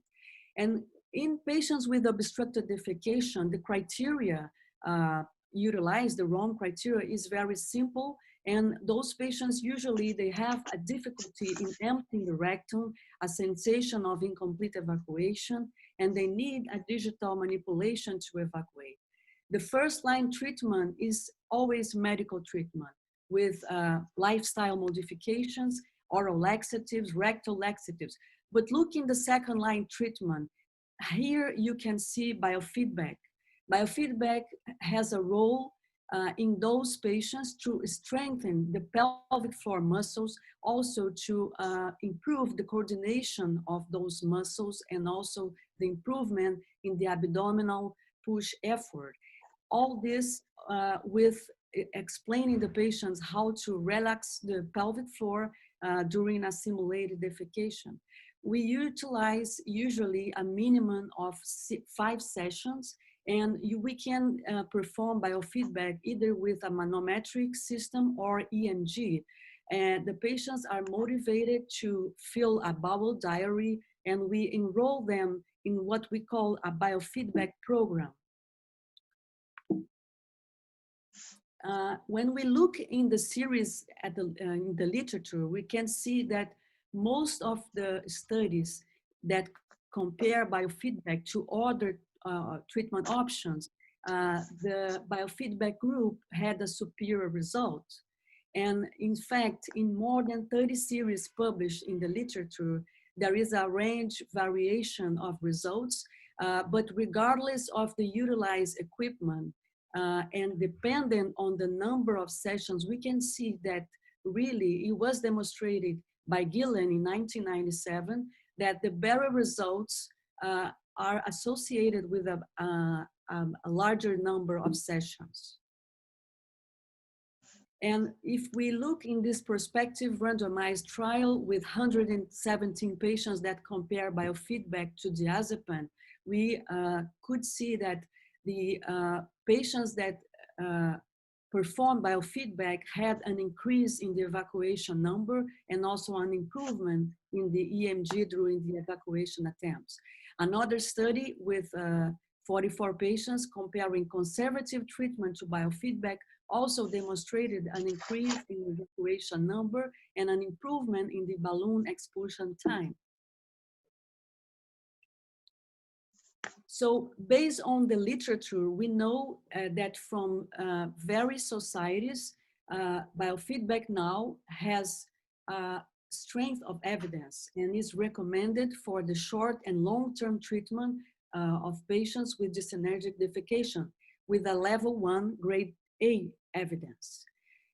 In the recent publications such as this study from last year, we can see that the biofeedback not only improves the symptoms, but also the anorectal physiological parameters that Dr. Hilario presented to you previously. You can see in the picture that before biofeedback, the high resolution manometry of those patients showed that the muscles were very contracted. And when after the treatment sessions, we can see an improvement of the relaxation, and the parameters of the manometry also showed a significant difference. Dr. Satish Rao, that has been one of the main investigators of biofeedback for dysenergic, recently also published that home biofeedback is also interesting and can improve the quality of life of those patients. When we think that we are living now in a different situation because of the COVID, the home biofeedback therapy is more cost effective and can be also an option for those patients. So what happened when the biofeedback failed? Well, we should reevaluate those patients clinically, and we also maybe should assess the dynamics of evacuation with the methods that you already saw, mainly because those patients can have an associated condition. And in those cases, for instance, if there is a clear paradoxical contraction, we could offer botulinum toxin. And if they have an intussusception or an interstitial, we could offer an anterior ventricular. So the causes of failure of biofeedback, one of the main causes is a not motivated patient and also a not motivated therapist, because we have to make at a minimum of 5 sessions. So it's not fair to say that with 1 session of biofeedback, we can solve the problem of the patient. And also we have to rule out the morphological conditions as I demonstrated. So in conclusion, biofeedback for constipation is a safe and simple therapy, is effective, and has a strong evidence according to multiple societies. Now, what about slow transit constipation? We know that those patients also will benefit from medical treatment, and if they don't succeed, we have to start ruling out other associated conditions such as psychiatric conditions and upper GI tract dysmotility. If all this is normal, we will start to think about surgical treatment. And surgical treatment for those patients is divided between non-resection options and resection options. In the non-resection options, we can do neuromodulation. And the reason that we start to think about other options, not resection procedures, is because we have seen that we may have to encourage a pause for reflection regarding the risks we have to consent patients for colectomy, because this surgery has a very high morbidity. So in this paper, Professor Knowles brought the attention to that matter. And that's why neuromodulation with a concept to modulate the neuroactivity of the muscles is being introduced for those patients. Certainly the mechanism of action is still not completely understood, but we know that it restores the balance between the excitatory and inhibitory reflexes, improving the afferent transmission in the pudendal pathway, also restoring the brain activity and creating even a neuroplasticity.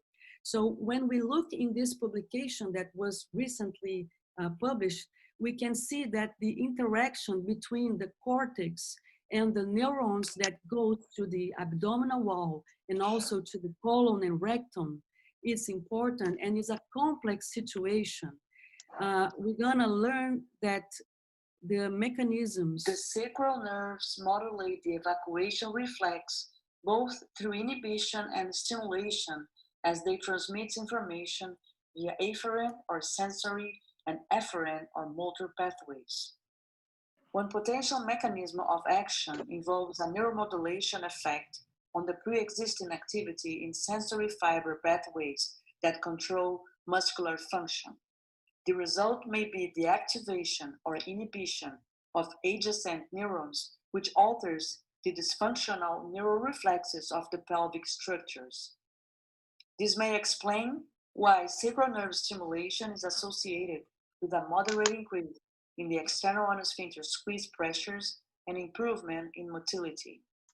Another theory involves neuromodulation of all the nerve fiber within the sacral plexus, including somatic fibers to the EAS and pelvic floor, autonomic fiber to the IAS and distal colon, and efferent sensory fibers from the anus and rectum. Some patients reestablish an awareness of their pelvic floor muscles. This allows them to relax and contract these muscles consciously. Finally, SNN is not limited to the striated muscles, but also can modulate the sensory efferent pathways. So with this, we can see that utilizing colonic manometry, we can see that the increase in the propagating waves in the colon is really present when we do a neuromodulation on those patients. So sacral neuromodulation is a minimally invasive, established, reversible, and safe therapy. And for fecal incontinence, it became the first-line therapy because of the very good results. It's a very strong recommendation. But for constipation, according to the American Society of Colorectal Surgeons, it is still a moderate quality evidence to be. And why? Because the additional evidence is needed. We don't know which criteria should be used to determine the success with test stimulation. We also don't know what we're gonna do with patients that fail a test implantation, and also which criteria we would use for a success permanent stimulation. So for the ICS Society, the group that works with neuromodulation, they consider that for patients who have had symptoms for more than 1 year and have failed conservative treatment, this can be an option, but it's a level 4 and grade of recommendation D. So also in this paper by Professor Knowles again, they consider that in a systematic review, SNS for constipation is less effective, but further research is certainly needed. Look at this recent publication with a 5-year follow-up, those transit constipation, and they did a very nice flow chart excluding a lot of patients that didn't had slow transit constipation, but they had 63 patients, and they could permanent implant 21 patients. And in those patients, 52% became better after 60 months. So we have to look at the literature, and those patients, those authors concluded that SNF is safe and well tolerated, especially in the short term, but the benefits progressively worsen over a longer time span. So we have to create a way to better select those patients. But look at this recent report in children. They also did a very nice flow chart with 126 patients, and they concluded that it's a promising tool even for children with constipation, but certainly we further need additional data. The therapy had an evolution, and this was related to the decrease of the size of the stimulator, and now we have a new MRI compatible intestine. Certainly the adequate technique is crucial for success. So we have to train ourselves. We have to make a better job. We have to start practicing to adequately identify the S3 and place the electrode the better as possible. And with this, we will avoid those kind of situations where the electrodes are completely out of S3 and the improvement will not be what we had. But the advantages over other therapies is that it affects various physiological functions, is a reversible technique, and the positive test is highly predictive of outcome of SNS. So in conclusion, neuromodulation for constipation is a therapy with minimal morbidity. For sure, adequate selection may improve the results. Excellent electrode placement is really crucial, so we have to train ourselves, but we have to be careful in investigation those patients. We have to exclude psychiatric, eating disorders, and penenteric dysmotility. We have to try and exhaust the clinical treatment options. And for the refractory cases with symptoms for more than 1 year, SNM may be an option. If we fail this, we only will have this resection techniques as subtotal colectomy. But future directions for constipation may be microbiota transplant, new drugs with minimal indications for colectomy. Thank you very much. Thank you, Professor Lucia Oliveira. Yes, for sacral nerve stimulation, we need training, and I hope you will be able to come in Bangladesh for training Bangladeshi surgeons, colorectal surgeons.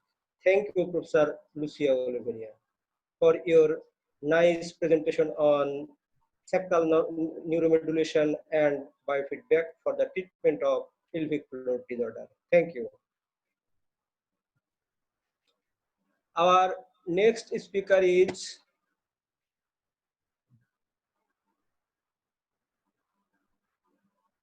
Professor Narimantas Ivaldas Samalavicius. He is one of the bright stars in the colorectal galaxy.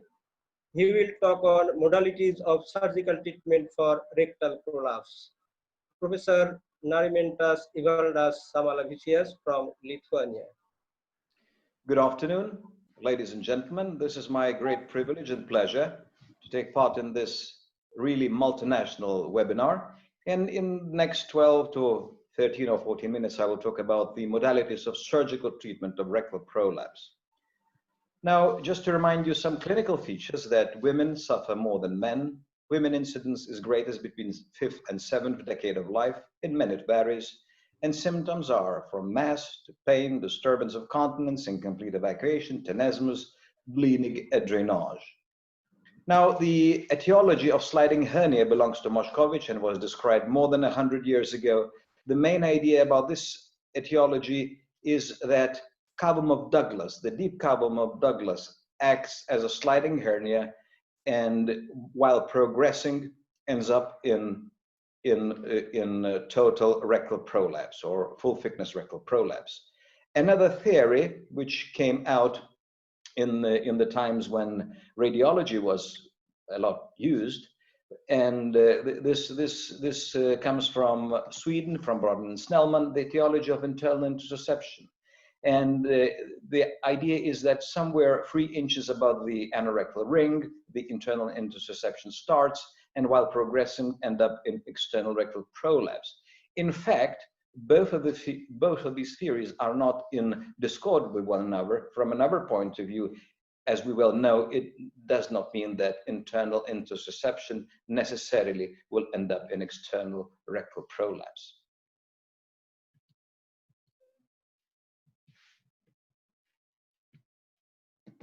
Sorry. Now, pathological anatomy. We know that in people who suffer with rectal prolapse, there is a diastasis of levator ani, deep cul-de-sac, redundant sigmoid colon, weak anal sphincter, and loss of sacral fixation. So these pathological anatomic features are very important in those who develop rectal prolapse. We should not forget that we can have complete and mucosal rectal prolapses. When we have mucosal prolapse, it's usually the symptom of hemorrhoidal disease, while complete rectal prolapse is something much more different, is exactly what we talk about now. Sorry. Now, of course, we have to differentiate between internal and complete rectal prolapse, so internal and external rectal prolapse. This is another very important issue. It is as well very important to mention that people who suffer from rectal prolapse, they can have different symptoms from the before mentioned. They usually complain of fecal incontinence. They are very likely to complain of urinary incontinence, constipation, as well as mucosal diarrhea, mucous diarrhea, vaginal wall prolapse, pain, and obviously decreased quality of life. In diagnostic workup, physical exam is very important.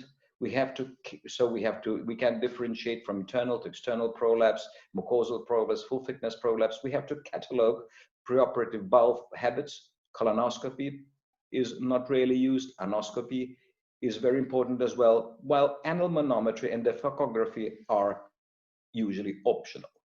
So colonoscopy to exclude any lesion as a cause of prolapse.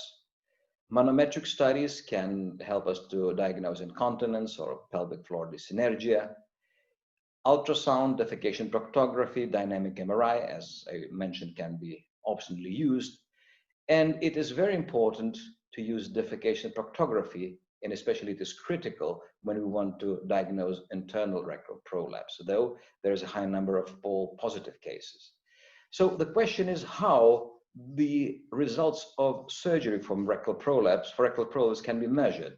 It's not only recurrence, it's maintenance of continence or improvement of continence, its effect on bowel function, namely constipation, and not least the complications of surgery itself, especially those complications which we have due to mesh, which is not really used up even today. Wells, more than 50 years ago, said that there are more than 50 different operations described to treat rectal prolapse, but I still would like to add one more. And you know, when we have too many options to treat one and the same disease, usually we don't have a perfect option at all. And that's why a range of surgical techniques are used, but there is insufficient evidence in literature to determine whether one technique is better than the others in terms of rates of recurrence and complications such as constipation and incontinence. Now, in surgery, we have mainly two main approaches, two different options: abdominal approach or abdominal option. We can discuss between suture versus mesh, complete mobilization versus lateral ligament preservation, resection or no resection, or to do it open way, laparoscopic or robotic, anterior or posterior. When it comes to perineal approaches, it's mucosal versus full thickness versus staple resection and versus encirclement. So suture rectopexy has been proposed by Kutait in 1959, included full mobilization of rectum with the upward tension and fixation to the sacrum. In many modifications of this technique, suture rectopexy up till now, especially in a minimally invasive manner, is used in many parts of the world successfully. Ripstein repair, described in 1952, aimed to restore posterior collar curve of the rectum. Mesh is sutured to sacrum and rectum. Peritoneum is sutured in front of the mesh, but it's very prone to outlet obstruction. And obviously, what else could we expect from this denervated and fixed rectum firmly with a mesh? Wells, or posterior mesh rectopexy, described in 1959. He was then very keen to use Ivalon sponge, which came into use in medicine right at that moment. It's fixed to sacrum and rectum, covered with peritoneum, but has a very big problem, main problem, pelvic abscess formation. And here we see the different steps of posterior mesh rectopexy described by Wells. And this is how this mesh is sutured to the sacrum and then to the rectum. But as you see, it requires full rectal mobilization. Frickman-Goldberg repair, described in 1955, mobilization of the rectum, elevation as high as possible and fixation of lateral sulcus to the sacrum, suture of endopelvic fascia, and then segmental resection of redundant sigmoid colon. This is quite a nice operation because it aims to two problems, not only prolapse itself, but as well constipation. And as we see, no mesh is used.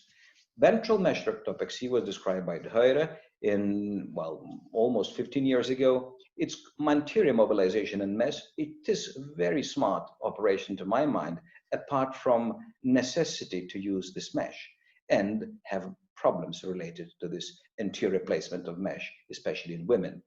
If we look to different abdominal procedures, and if we look at recurrence rates, so no mesh repair such as suture rectopexy or resection rectopexy can give us not too bad results in terms of recurrence and reasonable complication rate.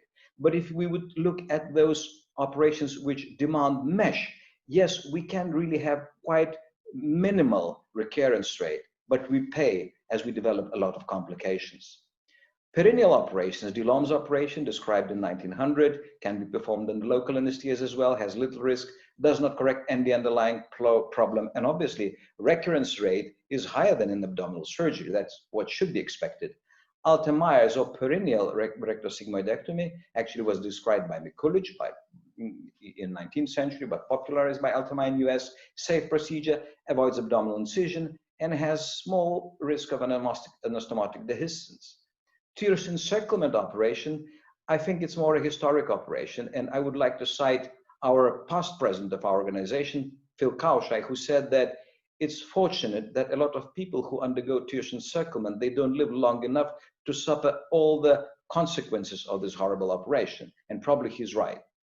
Now, stapled prolapse resection, perineal operation, described by Renzi, very fast operation, no major complication described, and it seems to be comparable to Alta-Myers. Now, just to mention that sometimes the situation itself Patient is in the thotomy position. dictates The what area is exposed using a Lone Star retractor. dictates what kind of surgery we can use. Is fully abated, fibrotic tissues and distal rectal structure is noted. Well, this particular lady was from nursery home. She's about 8 years old. She's not that bad in terms of her general condition. She's debilitated, but because of her long-lasting prolapse, she developed as well a stricture. And in this particular situation, a lot of symptoms were because of a rectal stricture, not only because of the prolapse itself. So in fact, the only operation which we could safely use was Alta-Myers, and that was exactly what we performed. So we got rid not only of prolapse itself, but as well of the stricture, and neither Delorme's nor abdominal procedure would not be helpful in this particular situation. Now, there is a suggested algorithm how to approach patients with rectal prolapse. I think it's quite nice algorithm. So if it's a healthy patient, we can go for abdominal approach. If patient has incontinence, we can divide lateral ligaments and then perform ventral or posterior rectopexy without sigmoid resection. If patient has constipation, obviously we can go for resection rectopexy, and we can go for a variety of operations when we have concomitant rectocele or enterocele. In perineal approach, if we have incontinence, so we can go for Alta-Myers with levateroplasty. If we have constipation, we can obviously go for Alta-Myers and so on. So I think it's quite a nice algorithm, again showing how many options to treat rectal prolapse we have. As for my personal preference, for young and fit patient, I will go for laparoscopic suture rectopexy plus or minus colon resection. For frail, but not necessarily frail, older patient, I tend to do a lot of Delorme's and Alta-Myers. I like both operations. In fact, I don't use mesh, and levateroplasty I do when indicated. And thanking you for your kind attention, I would like to, again, to invite each one of you and every one of you to our organization next 30th biennial meeting, which will be held in Yokohama, Japan. And now we know that only Japanese colorectal surgeons will be present in the meeting rooms, but all of us, we can join as we are joining this webinar through our computers. And I hope we will have a very fruitful and very interesting 30th Biennial Congress of Eye Suckers. Thank you very much. Thank you, Professor Narimantas Ivaldas Samalavicius, for your comprehensive descriptive presentation on different modalities of treatment of rectal prolapse. I think we had to discuss more details in our discussion session about this. Now our speaker is another European star of colorectal surgeon. He is from Portugal, Professor Joko Manuel Costa Pereira. He will talk on the rationale of anterolateral plexi, that is left star, for the surgical treatment of rectocele. Professor Joko Manuel Costa Pereira, please.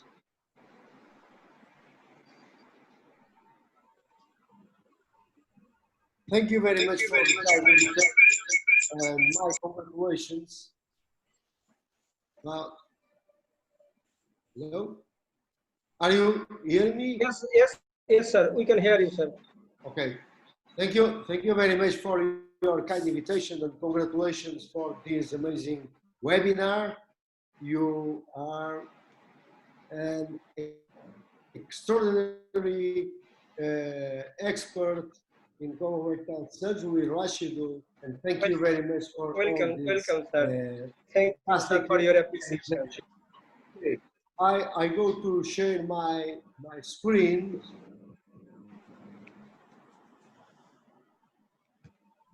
I need you share my screen.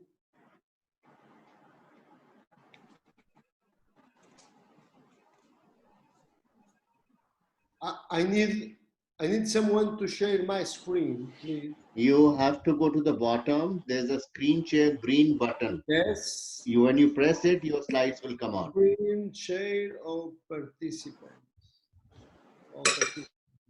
Okay. It's done.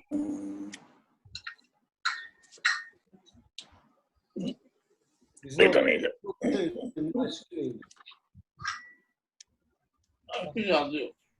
Can you see my screen? Not yet. Not yet, sir. So first you select your... Sir, I am telling, sir. Yes. First, you go to your PowerPoint presentation. Okay. Then minimize it at the bottom. Then come to the mid. Sir, it has started. It has started, sir. You're on. Sir, you're on, sir. It started. We can see your laptop screen, sir. Okay, good. Thank you.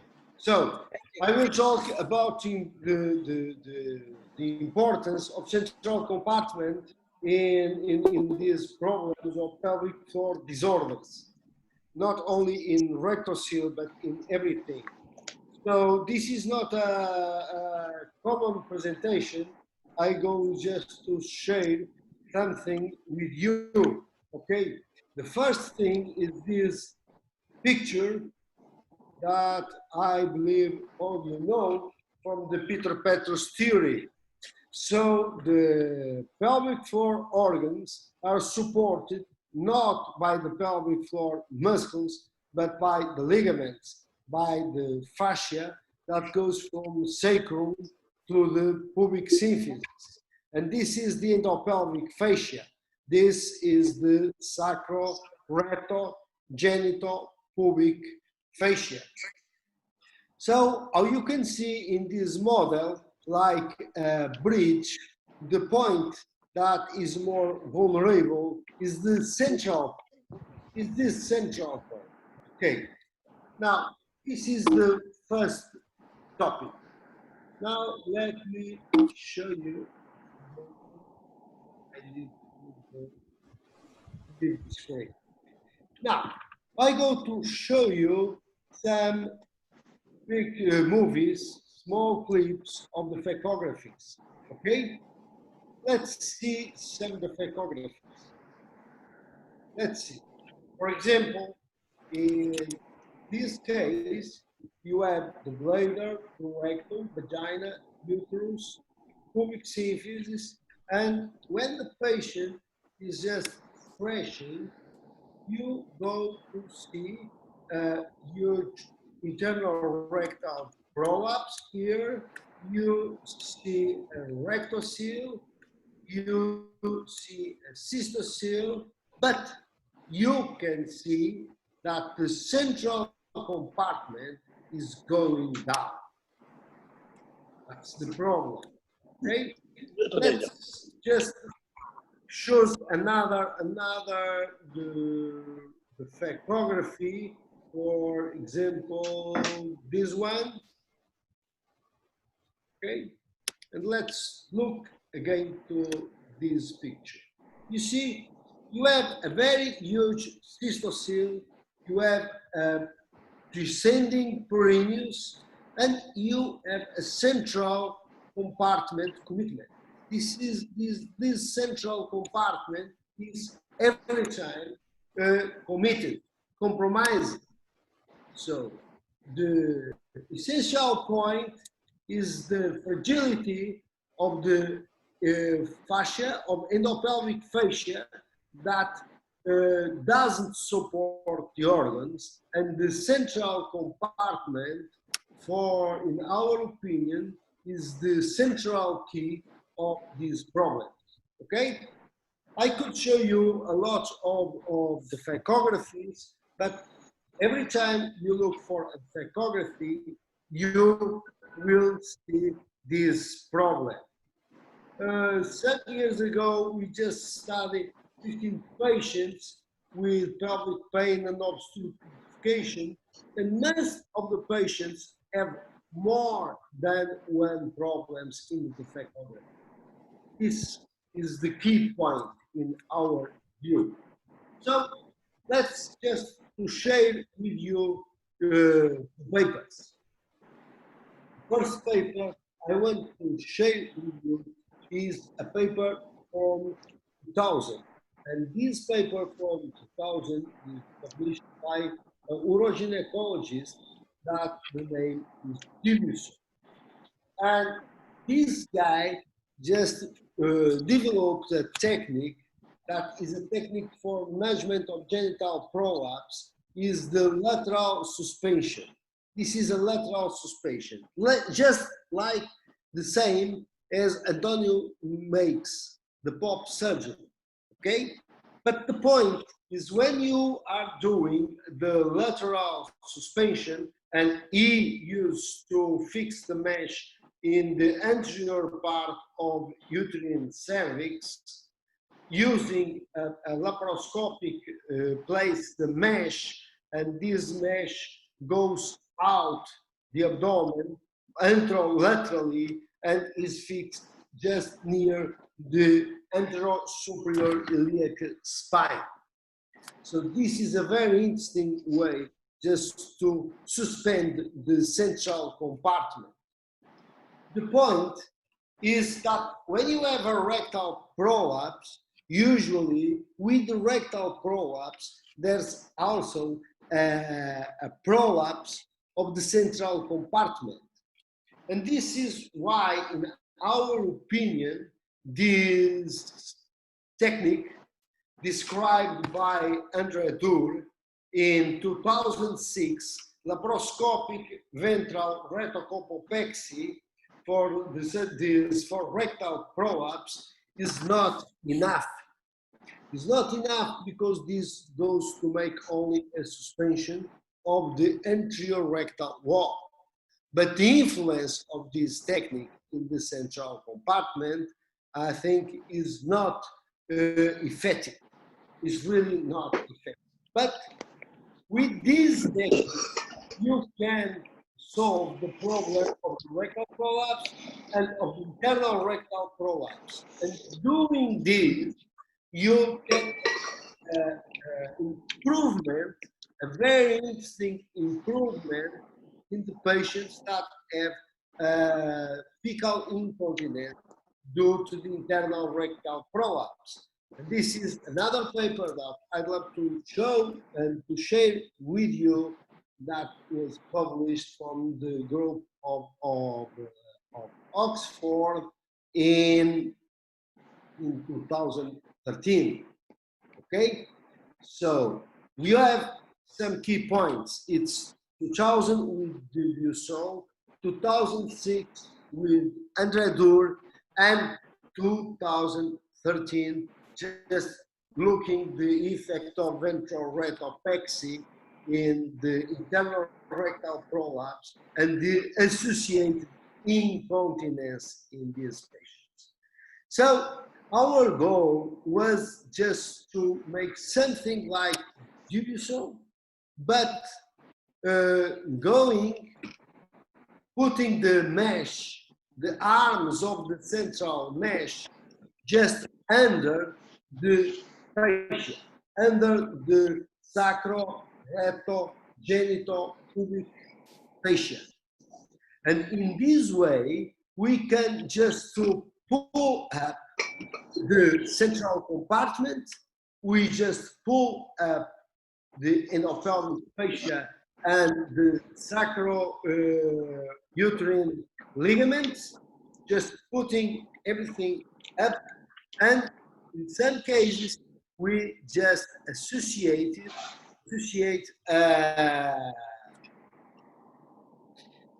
ventral rectopexy.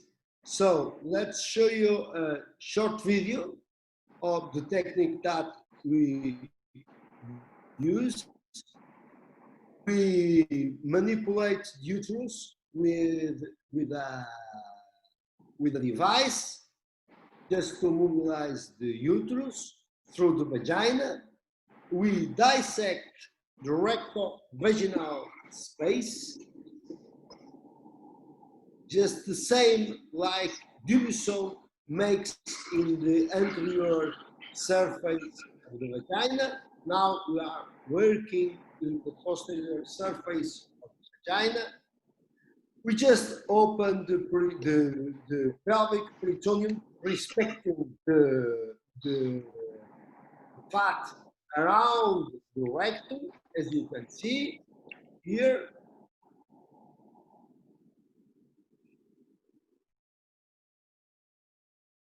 And we dissect completely, but completely, the recto-vaginal space. We just go to the most lower part of the rectum. My assistant just touches the rectum immediately above the dentate line with the finger, and I know I have a complete just anterior mobilization of this rectum.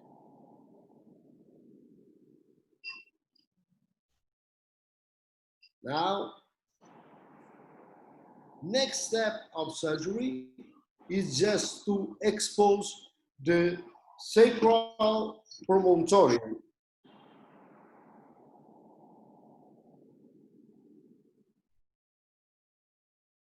And in this way, we can make the first part of surgery, that is a ventral rectopexy.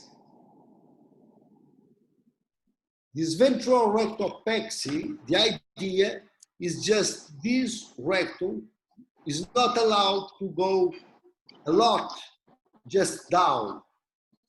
It should not be very, very tight, because if it's very, very tight, you can have difficulty on evacuation. We have very good results with this technique. I can tell you that in about 80 patients that were operated, we have 96% of patients with improvement in their complaint of obstructive patient. This is a biologic mesh. It is very, very important that the patient, about 2 months after surgery, start a rehabilitation of the pelvic floor muscles.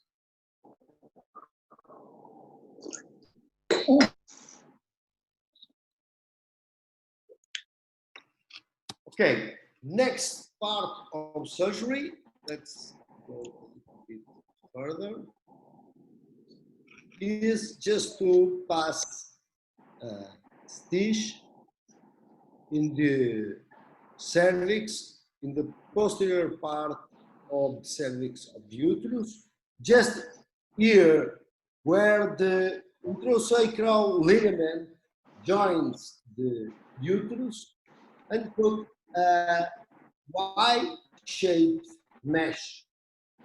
This Y-shaped mesh, the base of this Y-shaped mesh is just in the recto-vaginal space, and After that, we pass the arms of the mesh just under the uterosacral ligament, and this mesh, these arms are anchored just near the superior, anterosuperior spine.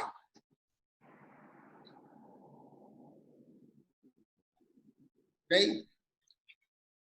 Now, in old patients, in very old patients, in patients with some deficiency in the synthesis of collagen, it's not wise to put collagen mesh. It's better just to do this part of surgery with polypropylene mesh, synthetic mesh.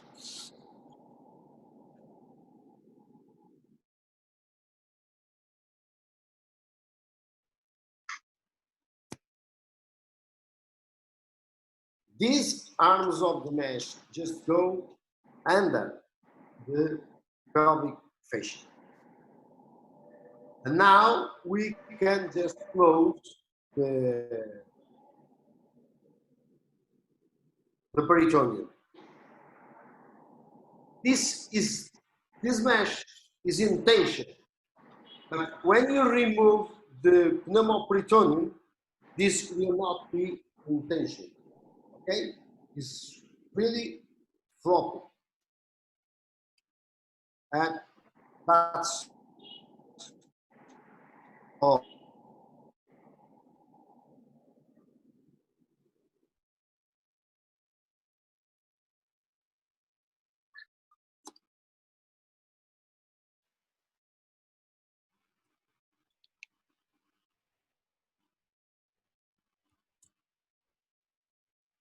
Okay, I think it's all I have to share with you. Just the concept, the evolution, the first published papers, and based in that papers, what we have done and how we just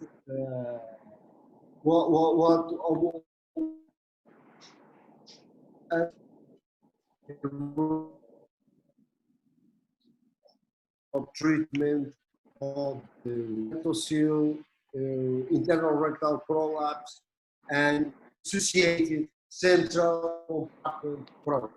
Thank you.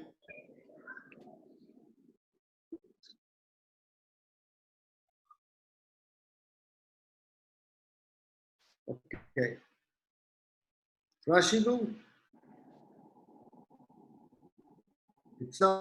Yes, Thank sir. you for Welcome, sir, for your innovative presentation. It is your innovation, and it is new for our Bangladeshi surgeons. And I think we will discuss in our discussion session about your presentation, and especially regarding the nice recommendation on the mesh in the pelvis. Okay, thank you, sir. Thank you for your brilliant presentation.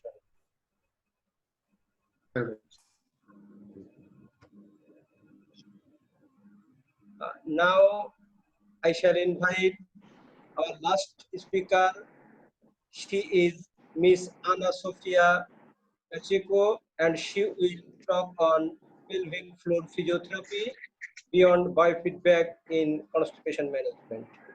Miss Anna Sofia Pacheco, please present your papers.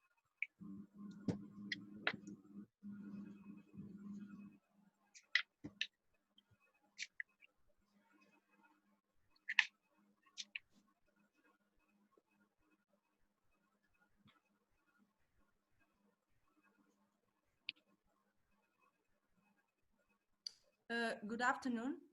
Can you hear me? Yes, we can hear you.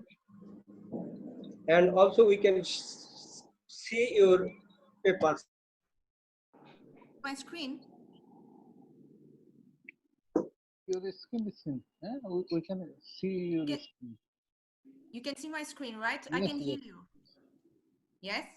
Yes. Okay. Yes, you can start. Good Good afternoon to all the participants, faculty, and organizing committee. It's a true honor being able to participate in this scientific event. And I would like to thank Dr. Rashidul for the kind invitation to be here today and learning with all of you and sharing a little bit of my experience as a pelvic floor physiotherapist. So pelvic floor dysfunction is a complex condition that is asymptomatic or may involve symptoms of sexual dysfunction, anorectal dysfunction, urinary dysfunction, and or pelvic organ prolapse. The physiotherapy treatment to pelvic floor impairments is evidence-based and accepted worldwide. Assumes an increasing importance as the first line of conservative treatment in women, men, and children. And in this diagram are represented the different areas of intervention related to the pelvic floor dysfunction, namely anorectal dysfunction. And this graphics shows the percentage of patients I treated in this period and the small size of the anorectal area compared to the urogynecological better known. It's, in my opinion, responsibility of the physiotherapist in general. Because I think that we need to establish effective dialogue with professionals in this area, showing them what to do, what results can be achieved, and the existing scientific evidence. And that's what I'm trying to do with this presentation, of course, in a very summarized way. And there are different bowel and anorectal dysfunction, but I will focus on the functional constipation and the defecation dysfunctions that may follow. Here is some information about defecation dysfunction, and in these guidelines of the American Gastroenterological Association, we can see that pelvic floor retraining is a first-line intervention, but when we read the full article, we understand that this is only about biofeedback and relaxation training. I have to be honest with you and confess that the words I would like to see on the top wasn't pelvic floor retraining, but pelvic floor physiotherapy, because it is a conservative first-line intervention without side effects, with a wide range of techniques, and biofeedback, just one of them. Who knows what future brings? And according to the 6th International Consultation on Incontinence, in case of urogenital prolapse, pelvic floor muscle training appears as the first line of the intervention, followed by reconstructive surgery. In case of rectal prolapse, surgical repair is the recommendation. So, as you already know, physical therapy is first-line treatment in various pelvic floor dysfunctions. So, what about after surgery? And I found this interesting diagram that shows the main constituents of a surgical intervention. And besides the parameters referring to surgical procedure aspects, surgeon and surgical team, it considers pre- and post-operative care, and physiotherapy seems to play a role in surgical outcomes.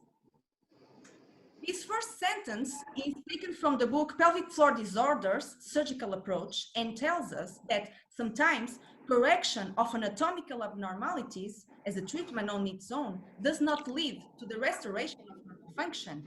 And according to the World Confederation for Physical Therapy, physiotherapists work for the restoration of optimal function in post. So after surgical correction, it is necessary to recover the function, because sometimes muscles doesn't know how to work individually or synergistically. We can find hypo or hypertonia, urgency, fecal incontinence, scar tissue, fibrosis, rectal hyposensitivity, aneurysm, or pain. And if you do a quick search, you will find that physiotherapists can help. And according to Bandrohr et al., abdominal or anorectal surgery constitute indication for pelvic floor physiotherapy. So, what is pelvic floor physiotherapy? Usually, when I say that I'm a pelvic floor physiotherapy in Portugal, some people say very enthusiastically, "Oh, I know, Kegel's exercises. Everyone should do it." And at that moment, I have to take a deep breath and I say, no. And a lot of people should not even do them, because Dr. Kegel has brought us very, very important knowledge. But now we need an open mind and look forward. Pelvic floor physiotherapy, it's much more than Kegel exercises or than biofeedback, as you can see. So, although the patient brings the diagnosis, we always make our own functional evaluation, which includes a complete anamnesis or in clinical history, with questions related to the 3 compartments of the pelvic floor, as well as the physical examination with postural analysis, vaginal and anal inspection, and palpation. And we also apply validated instruments at the beginning and at the end of the intervention. So vaginal or rectal palpation is mandatory to give immediate feedback on correctness or the attempt to contract the pelvic floor muscles. And then we start with patient education. We use illustrative models, teach behavioral habits such as defecation posture, gastrocolic reflex, water intake, and regular practice of exercise. And regarding food care, we refer to the most qualified professional, that is nutritionist. And this paper is a very recent paper from the International Continence Society and is very useful for patients' education. So, manual therapy, it's a clinical approach utilizing skills specific hands-on, mobilizing techniques to diagnose and treat soft tissues. And we can't forget that in this re-education, it is important to take into account the rebalancing of the abdominal, lumbopelvic, and visceral complex.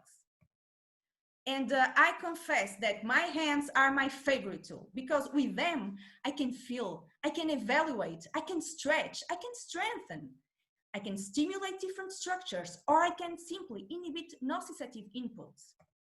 And frequently, before we work inside the pelvic floor, we had a preliminary hard work outside. And as you can see in this video, let me see, this is my friend Clara. She's palpating the sacrum and applying a specific technique on that structure.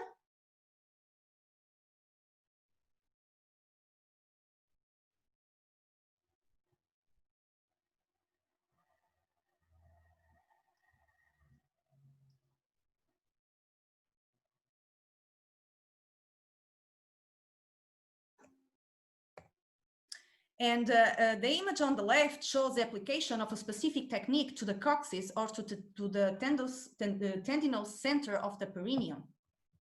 Here we can see another techniques of manual therapy, and our treatment plan is dynamic, of constant evaluation and adaptability of the techniques according to the changes that the patients achieved.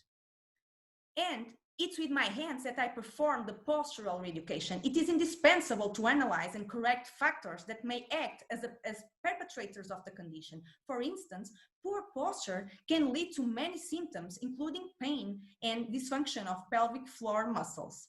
And we must work on breathing techniques. And first, release the pelvic floor muscles by achieving a balance, as I already said, through the abdominal lumbopelvic complex. And it can be performed in very different ways. And we also use them in combination with manual therapy. Here, another example of breathing exercise is applied during the functional posture for evacuation. So, after learning the release techniques, the correct activation of the pelvic floor, and achieve a good dynamic performance through manual therapy, we can go into the strengthening program, working fast and slow fibers, and strength and the endurance, of course. Respected to biofeedback, I wanted to point that we, physical therapists, don't consider it as a treatment, but as a training aid that measures and indicates simply a muscle contraction. And it participates in the recognition of the function and selective control of the pelvic floor muscles and potentiates the effects of the exercises in the to the perineum.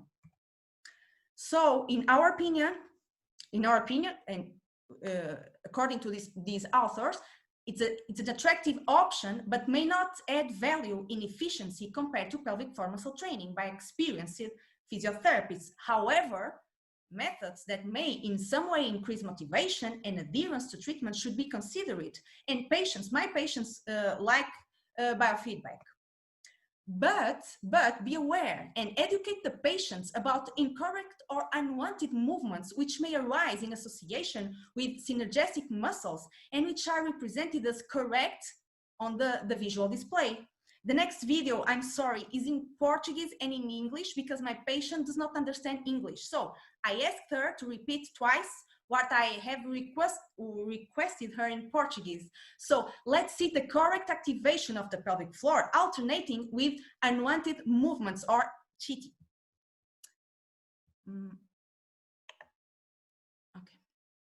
Descanse, no cinzento descansa. Agora vamos fazer só o pavimento pélvico para cima e para dentro, ativar e libertar.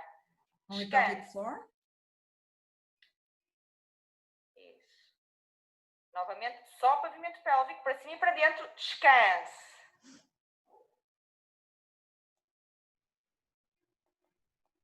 Contract your pelvic floor and release. This is the correct contraction, activation. E agora vamos fazer batota. Now, batota. Cheating. Aperta as nádegas, uma contra a outra. Squeeze the butt. Descanse.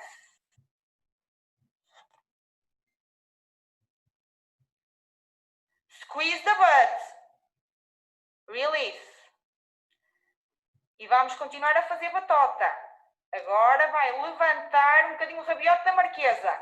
Lift up pelvis. Descanse. Lift your pelvis and squeeze the butt. Release. Continuamos a fazer batota. Tussa. Descanse. Cuff. Descanse. E agora vamos fazer direitinho. Só pavimento pélvico. Only Descanse. pelvic floor. Now again, only pelvic floor. Just your pelvic floor. Release.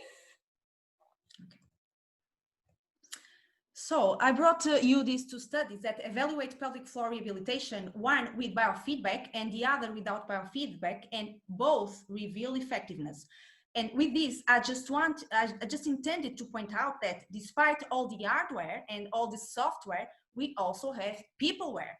And we can re-educate the pelvic floor on our own if it's necessary. This review article with very important and useful scientific information was sent to me by Dr. Rashidul, and I decided to analyze it and outline some critical observations as a pelvic floor physical therapist, of course. So I pointed out some positive aspects. So, and it can be read, and this is directed to the physicians, that digital rectal examination is not only important, but often the most revealing part of a clinical evaluation.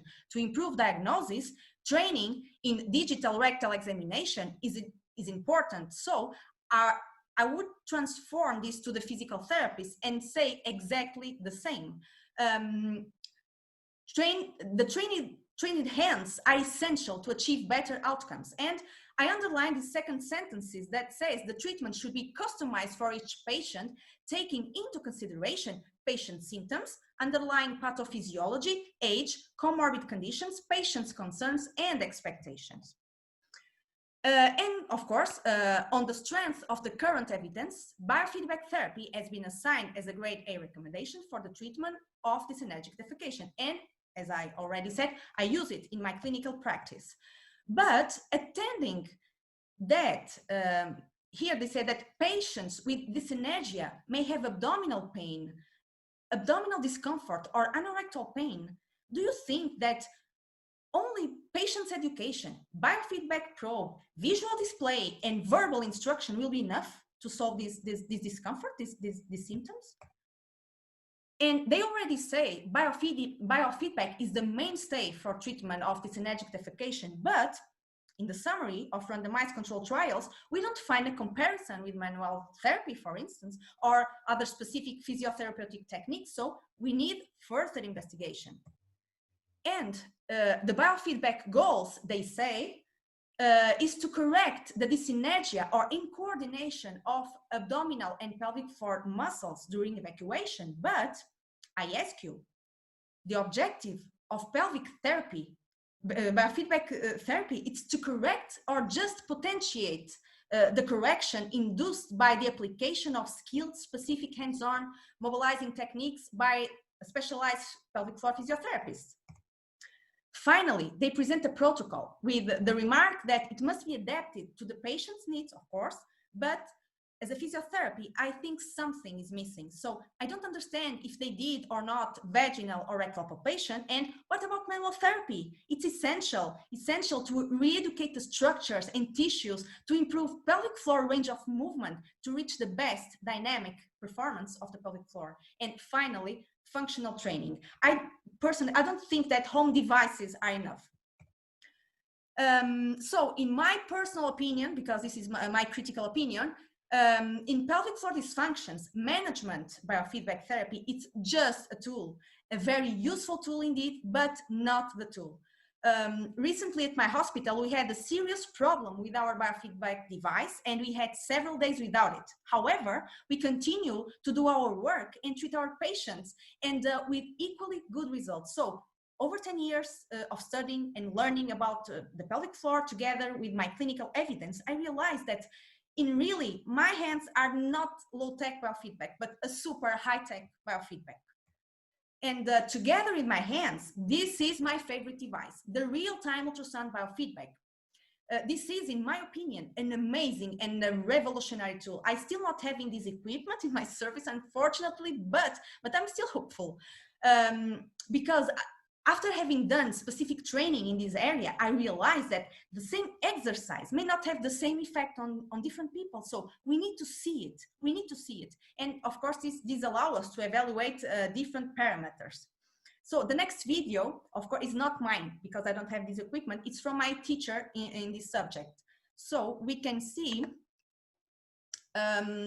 here we have a lateral image of the abdominal wall where we can see the voluntary activation of the transverse abdominal with some work of the internal oblique, both deep stabilizers, and the activity of the external oblique is residual. So this is a very, very important tool for us as a physical therapist, but this is a biofeedback to the patient too. And similarly to the electromyographic biofeedback, the image enhances the neuromotor control of the patient during the performance of functional activities. We have voluntary control structures that work reflexively every day. Therefore, we have to work voluntarily and reflexively. So the effect of our intervention will truly be on the supraspinal central nervous system. Through this, control over voluntary activation muscle structures will be better, which will activate more efficiently during functional activities. These are other equipment that we can use and we can add others like game therapy or dry needling. In some countries, in Portugal, I think that it's not legal to do so. I don't do dry needling, but game therapy seems very important.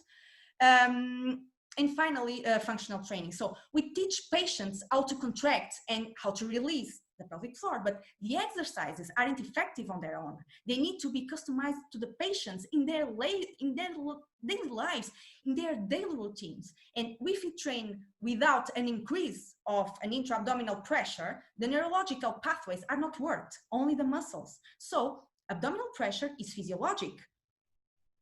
We have to work in a reflexive way, not only voluntary, and this is functional training.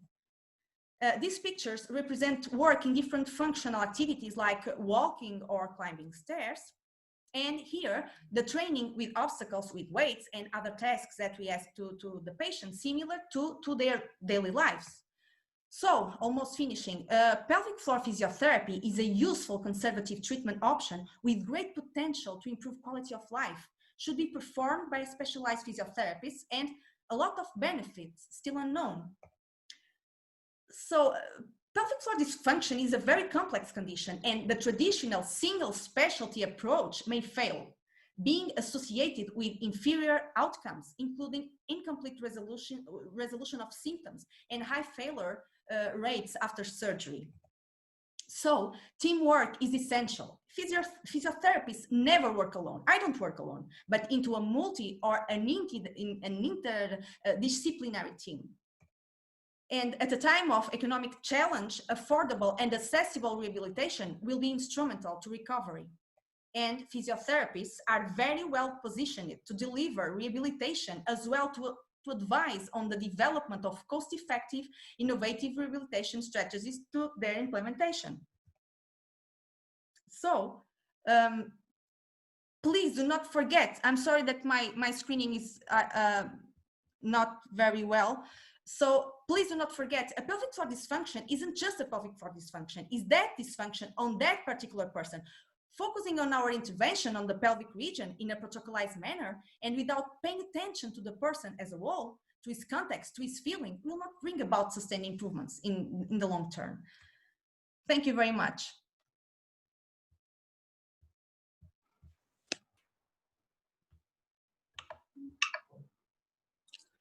Thank you, Anna, for a very nice presentation. Rashid Bhai, are you there?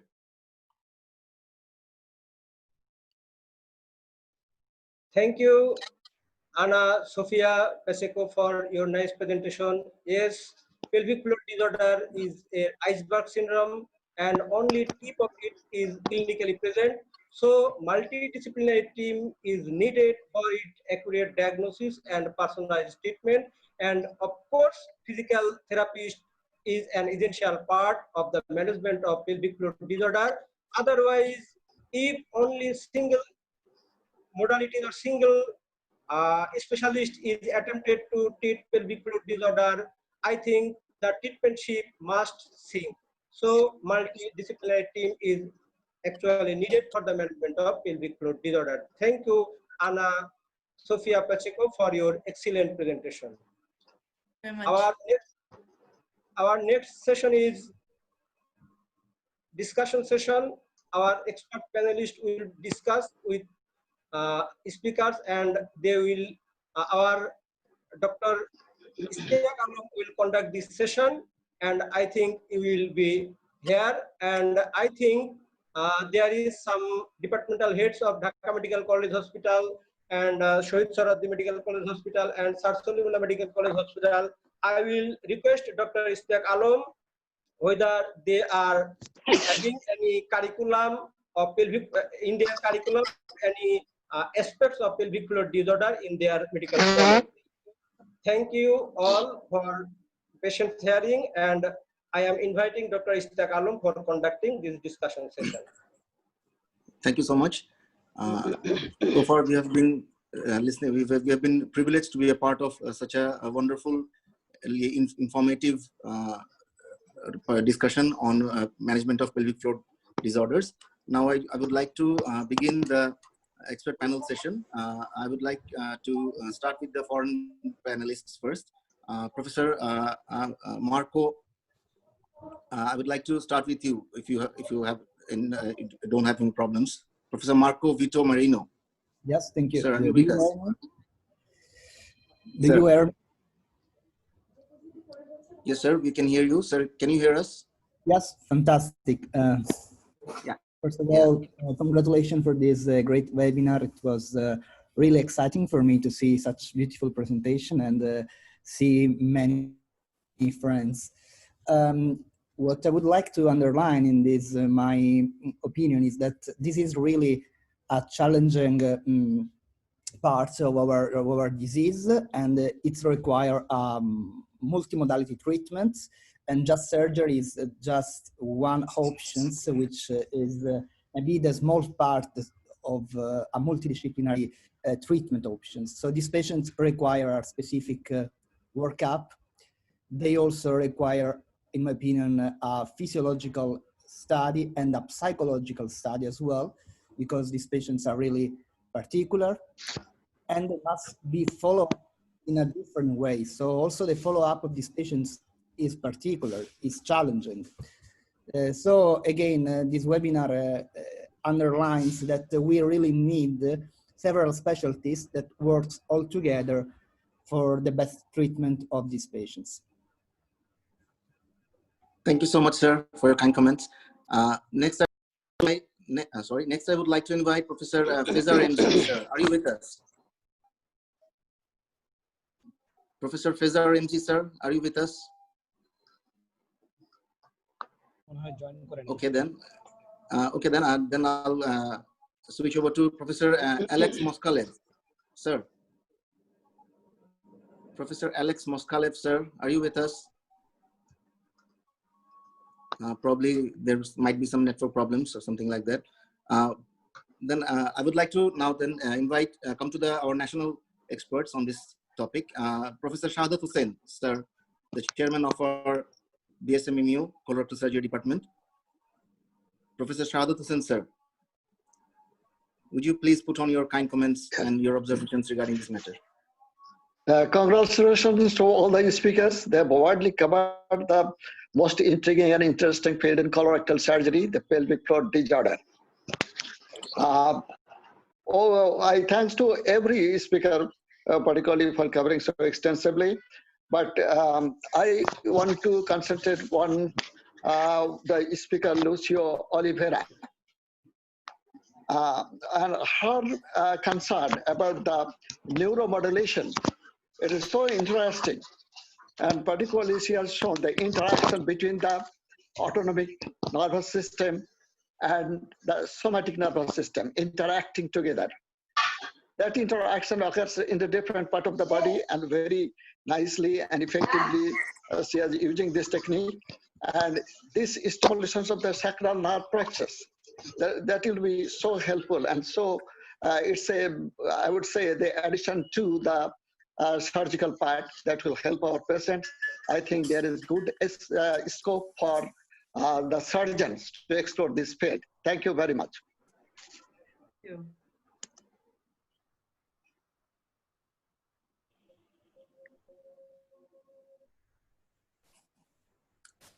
Thank you, sir.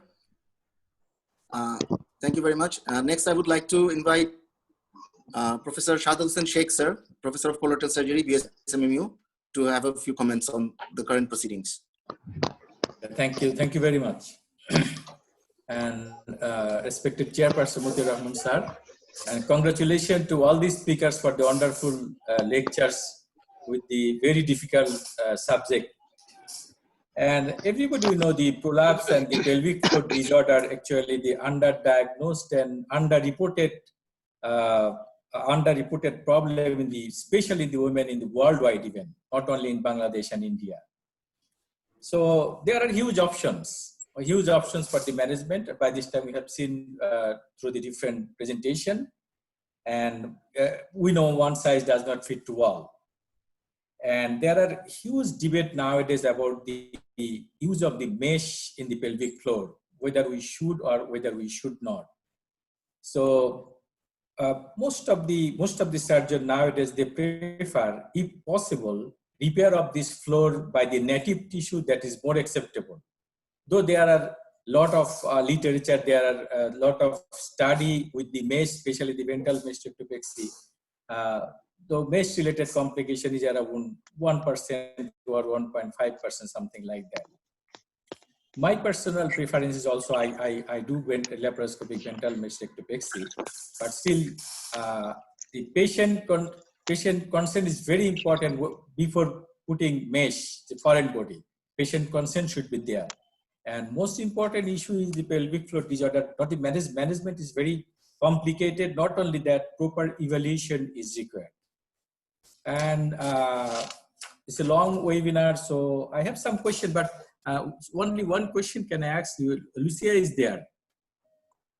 Yes. Okay, so you use the sacral nerve stimulation in the constipation, and and you already mentioned about it's better use in the fecal incontinence, and the overactive bladder is more useful than the constipation.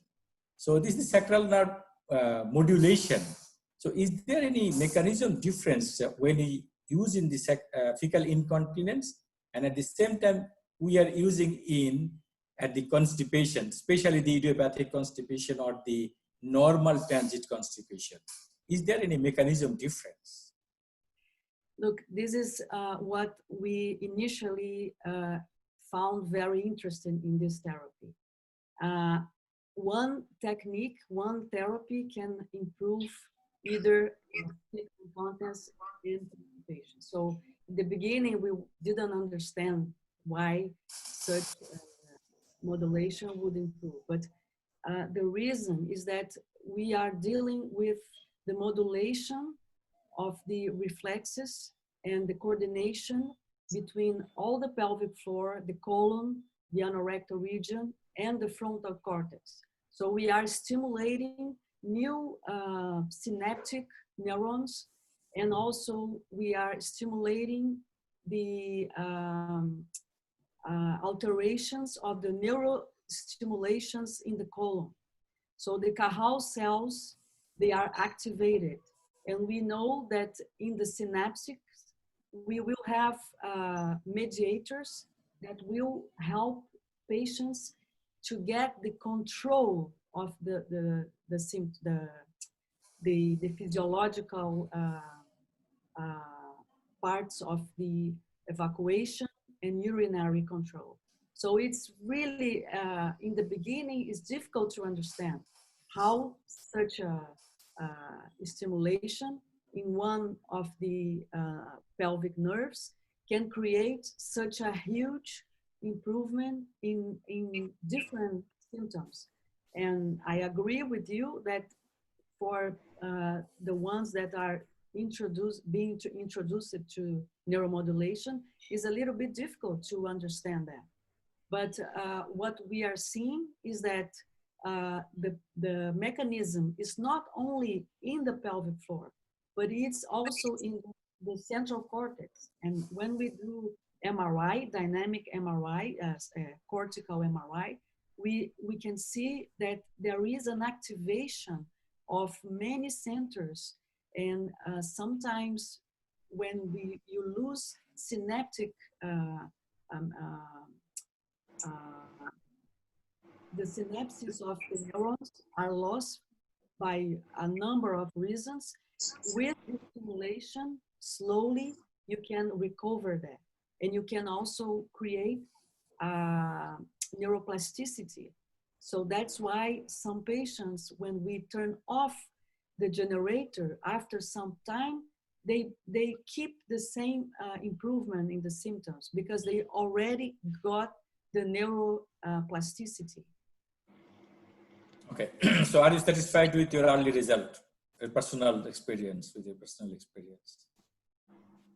Are you satisfied with your personal experience with this neuromodulation?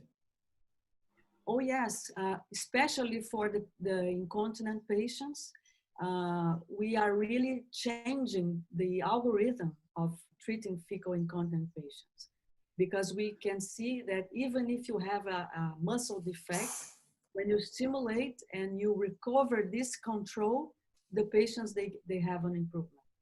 So it's really fantastic what we are seeing now in terms of the results of patients with incontinence. For constipated patients, it's a little bit different because there is a lot, it was demonstrated by the previous presenters that the mechanism that controls evacuation is very complex. So you have to deal with all this. But because neuromodulation affects very much of those mechanisms, that's why it has an improvement for those patients. Okay, thank you. Thank you very much. And thank you and congratulations once again. So thank you very much. Thank you all.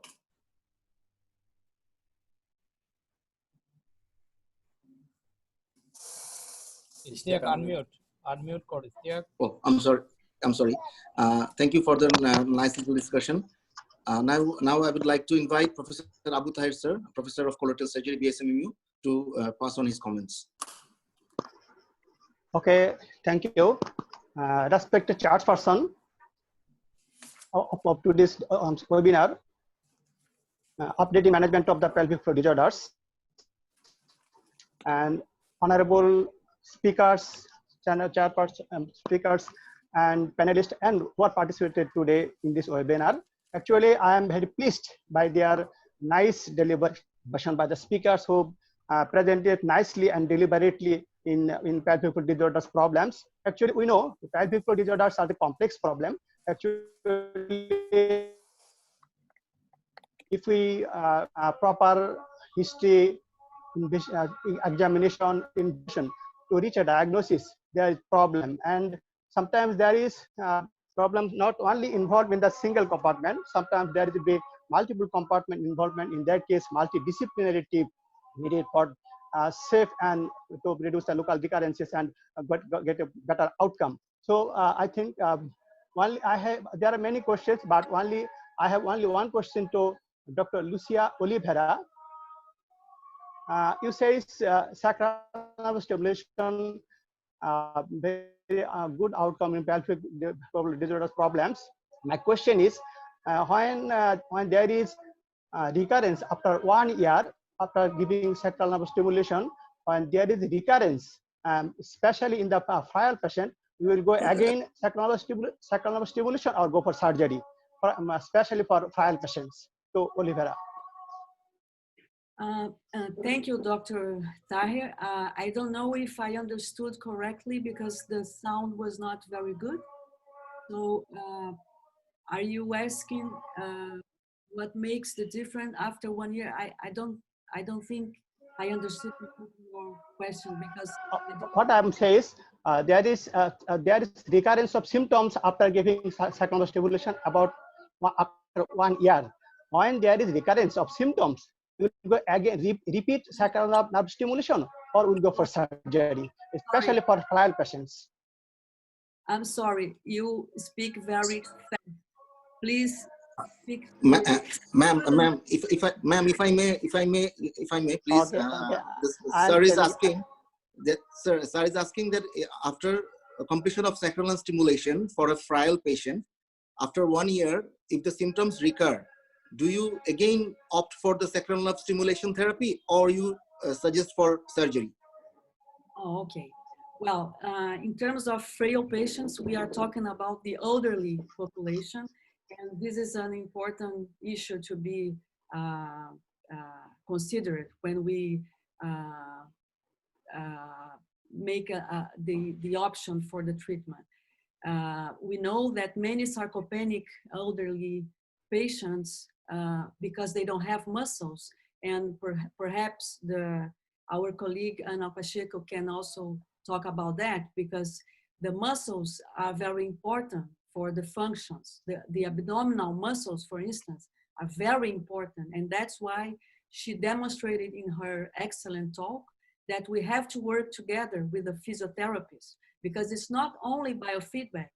Anna, maybe you had the impression that I was just talking about biofeedback, because I do myself and I treat my patients, but I think it's very important to treat as a team, as you presented.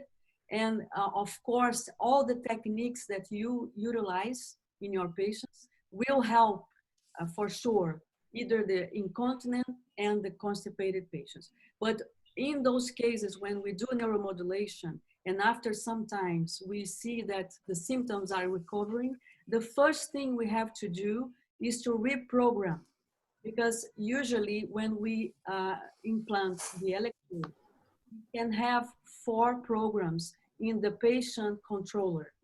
And in fact, we have 7 programs that came with the device.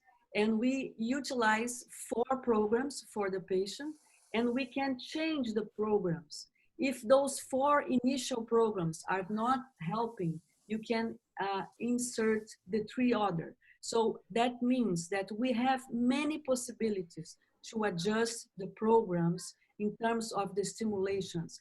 Each electrode have 4 poles, and the poles are following the root of the nerve. So the first thing is to check if the electrode is in the adequate position. And I try to tell you in the presentation that the technique is crucial for the success. If the electrode is not well positioned, maybe you have to change and do again. But in the beginning, we have to reprogram the patient. And with the reprogramming, many times we again improve the symptoms. Thank you, ma'am, for the nice and explanation. Now to sum up the expert panel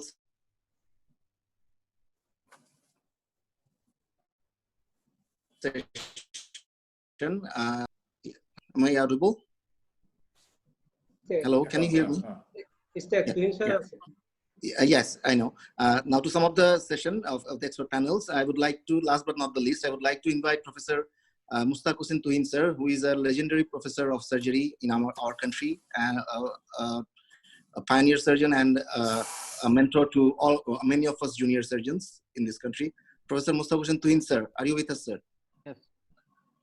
আমি প্রথমে একটু বাংলায় বলে নিচ্ছি যাতে বিদেশে না হচ্ছে। সেটা হলো যে among the expert panels আমি মনে হয় একমাত্র নন কোলোরেক্টাল সার্জন, জেনারেল সার্জন। এই কারণে আমাদের মডারেটররা বারবারই আমার নাম ভুলে যাচ্ছে আর কি, তো অন্যদের মনে করে দিতে হচ্ছে। না স্যার, আপনারটা আমি লাস্টে রাখছি এই জন্য যাতে আপনি সিনিয়র হিসেবে সবারটা সাম আপ করবেন স্যার। আচ্ছা, না আমার সিনিয়র সাদাত স্যার আমাদের সিনিয়র ছিল। So whatever may be, thank you everyone, especially the speaker for the nice and brilliant presentations, and the organizer to invite me as a panel expert in panelist. Though I am not a colorectal surgeon, so much comment may be inappropriate, and this is, I apologize for my limitations. Actually, so far I came to know the pelvic floor dysfunction is a diverse entity. There is many varieties of disease, and many symptoms overlaps among them. So the diagnosis is very much difficult, and many often treatment is not rewarding. So in my opinion, it should be diagnosis should be accurate, and much workup should be done before institution of the treatment. And patient should be individualized. Individual patient should be treated individually, and it should be coordinated, and a good teamwork among the surgeon, physiotherapist, neurologist, interventionalist, radiologist may help, and much better outcome for the patients. Thank you, sir. Everybody, thank you. Thank you so much, sir. Thank you for your very valuable and nice comments. Now I would like to request Dr. Arun Kumar Pal to conduct the question and answer session. Thank you, Dr. Ishtiaq. Actually, due to crunch and constraint of time, there are a lot of questions basically in front of us, but sorry to say, maybe all the questions we could not answer. I will just start from our Honorable Longo sir. Are you here, sir? Longo sir, are you hearing? Antonio Longo sir, are you here? কিছু লোকজন আছে, এদের একটু sir বলবো sir, স্ক্রিনে না আসলে ভালো হবে, তোমার বাসায় মনে হয়। Sir, are you hearing, Longo sir? Yes, I'm ready. Sir, you have told that there is no anatomical existence of rectovaginal septum, but we know the main modalities of treatment, that is the gold standard of treatment, the ventral mastectomy. We like to strengthen the rectovaginal septum. How you can correlate this? It's your question, sir. Attendee has question to you, sir. How you can correlate it, sir? I invite you to show one real photo, not a picture of this septum. If you look at all the literatures, all the books, you find only one drawing of the rectovaginal fascia or rectovaginal septum. I do 54 dissection in cadavers in Vienna, and I make a histological examination of the full thickness work of recto and the vagina, and I never find rectovaginal fascia. This my observation was subsequently confirmed by the gynecologist, and you can see some publication in the urogynecological review, where they say that this fascia doesn't exist. And it's obviously that doesn't exist, in my opinion, because about the physiology of the defecation and about many other consideration, you can must take in serious consideration that the rectocele is a primary pathology due to a failure of the muscular layer of the rectum. You can confirm this making one ultrasonography of the rectum using one volume of water. And you can see that in the rectocele, you can observe a failure of the muscular layer. Usually, start from inches and up down for 3, 4, 5 centimeters, depends of the size of the rectocele. So the most important consideration is that the rectocele is a primary pathology and the main failures is the muscular layers of the rectum. Due to the intensive straining, many times because is associated pelvic dyssynergy, in my opinion, because in the anamnesis of these patients, many times you find in the histories long times of stress, long time of anxiety. But I think that we must clarify many things about that I listen today, because we can have a demonstration, no need that you believe me.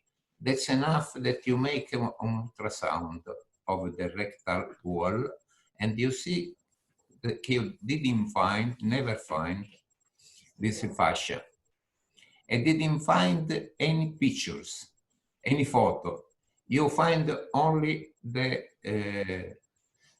design. Thank you, sir. Sir, thank you, Longo sir. Now, sir, next question is to Dr. Roy, sir. I think he has left the meeting possibly. So, I want to comment from our legendary some professors of Bangladesh. What are the hurdles of clinical evaluation of pelvic floor disorders? Actually, we know most patients become embarrassed, and it is the most hurdle of our examination of these types of patients. And in addition, another question, what position you prefer, sir? Sir, first I want to take comment from Shahadat Sheikh, sir. What was the question? What position? What position you prefer to examine the perineum? And another is hurdle of clinical evaluation of pelvic floor disorders. The first thing is the, this mostly problem is confined mostly within the female patient, and as most patient is, I mentioned by this time, this underreported, and so specifically the thing is that history is very, very important. You have to give time to the patient to evaluate the pelvic floor disorder. History is very important. And second thing, Roy also mentioned about the educated finger. So that is very important. A finger can, many things, many information you can have. But in our country, available tool of evaluation of the pelvic floor, I should say the MR defecography, that should be the gold standard evaluation tool. And that is very, very important to diagnose the rectocele, cystocele, and the internal intersusception and all these things. But one information for the junior surgeon, consider the patient's symptom. In USA, currently with this pelvic floor disorder, only less than 10% patient will undergo surgical management. So in MR defecography, if there is rectocele, but there is no symptom, I think you should not go for any surgical intervention. Unless this symptom hampers the patient personal life, you should not go for any surgical intervention. That is my opinion. Can I make a comment? Yes, ma'am. You can make a comment. I agree completely, Dr. Sheikh, that MRI defecography provided a lot of information last years. But my concern is the radiologist that is not an expert in pelvic floor disorders giving us some results. We have to understand that rectal seals, for instance, are very common in female population. And not all the times those rectal seals are symptomatic. So if you have a less expensive tool, which is the ultrasound, if you can do a linear translabial or a transperineal ultrasound with a conventional equipment that your hospital can provide you very easily, you can have all the information you need to treat your patients. So you do your physical evaluation, your clinical evaluation, and you correlate the clinical aspects with the images that you are seeing. And that's the reason that we have to be cautious to send patients to MRI defecography, because the radiologist, not always, he has the information that we need to help those patients. So I would like to say that I believe that we as colorectal surgeons and professionals that works in pelvic floor, we have to pass the idea that the most important thing is the clinical evaluation. And we have to correlate the clinical of the patients with the examinations, but we have to understand the pathologists and the physiologists. Otherwise, we're gonna have an MRI report with a number of aspects, and we're gonna do nothing with this. So the best thing is to evaluate your patient at the office. And we use the gynecological position because this was asked before. And with this, you can have the complete aspect of the whole pelvic floor. We can do a vaginal evaluation, a rectal evaluation. We can assess the contractility of the muscles, the force, the strength. And after that, we can understand and correlate the symptoms of the patients with what you are seeing in the physical evaluation. I can add one comment. Hello, I can add one comment. Okay, sir, you can put your comment, sir. It's my opinion, and I think that it can be demonstrated anatomically that the so-called the pelvic floor is not one floor. It becomes a floor when some organs prolapse on the pelvis. I invite you to find one hyperdescended or hyperdescending perineum without a prolapse of some pelvic organs. So the hyperdescending perineum is always a secondary pathology. Then, if you believe that this could be symptomatic, first of all, we must correct the prolapse, and then perhaps can need physiotherapy, or for pelvic dyssynergy, or per hypotone of the pelvis muscle. One thing more about, I think that the only one primary pathologist of the pelvic floor, the so-called the pelvic floor, is the pelvic dyssynergia.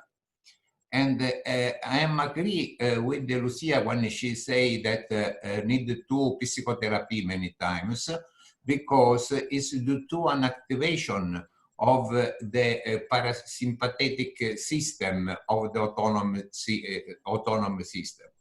But about all the discussion of today, I want to add one concept. I would like to have your opinion. I listen that many consider the intestinal transit time. They make this examination. My question is one fixed value, or if I repeat the same examination to the same patients after 1 week, after 1 month, or 1 day before, 1 day later, I find different results? Which one could be the symptoms of the one slow intestinal transit time, The only one difference could be this one. If I have one time of 24 hours of intestinal transit time and you have 48 hours, the only one difference between us is that today I defecated what I ate yesterday, and you defecate what you eat 2 days ago. So the intestinal transit time is not being one fixed value, is not one, cannot be taken in consideration. I take in consideration the distension of the colon. When the colon becomes a servatory of the feces because it doesn't have enough tone, it becomes distended, this is another problem. It's not a problem with time of transit, but it's because the colon is not able to empty. So it's always associated with constipation. One thing more, you know that we have a feedback between rectum and the brain. So if you have an obstructive defecation syndrome due to rectal prolapse, due to rectocele, the intestinal transit time is becoming slow. And I have demonstration that after correction of the ODS due to prolapse and rectocele, improve the intestinal transit time. So we must take in consideration only the values that can be confirmed one day and after 1 day, and precious and everything, but not the intestinal transit time. Is, my opinion, absolutely useless examination. I prefer to make an evaluation of the colon distension. Thank you, sir. Thank you, sir. Sir, Professor ABM Jamal, sir, are you here, sir? Are you here, sir? Yes, Arun. Sir, we will be glad, sir, if you put some 1 or 2 valuable comments regarding this, sir. Examination officer, pelvic floor disorders patient, sir. Thank you, Arun. Honorable Chair of the session, Professor Motiur Rahman, sir. Actually, he is the pioneer colorectal surgeon of our country, and respected speakers from different countries. Actually, it's converted to a multi-dimensional, multinational, and in fact, we can call it's a multicultural also an webinar. So we, the Bangladesh surgeons from Bangladesh, must benefited after listening these kinds of presentation, and our upcoming colorectal surgeon will be much more benefited from these kinds of webinar. And one thing I want to just remind for all the colorectal surgeons that pelvic floor is actually a domain of 3 distinct specialty: urological, gynecological, and of course the colorectal surgeon. So there should be a good cooperation between all these specialties in the management of this pelvic floor. And also we should not forget that 3 important communication with the exterior is also transgressed to this pelvic floor. So during the surgical procedure, we should think about all these things. And we think that in the near future, as we are getting more years of survival in near future, so pelvic floor problem will be a great concern on every country. So with these few comments, I want to conclude my message. Yes, sir. Sir, next question to Dr. Ilario. Are you hearing Ilario, Dr. Ilario?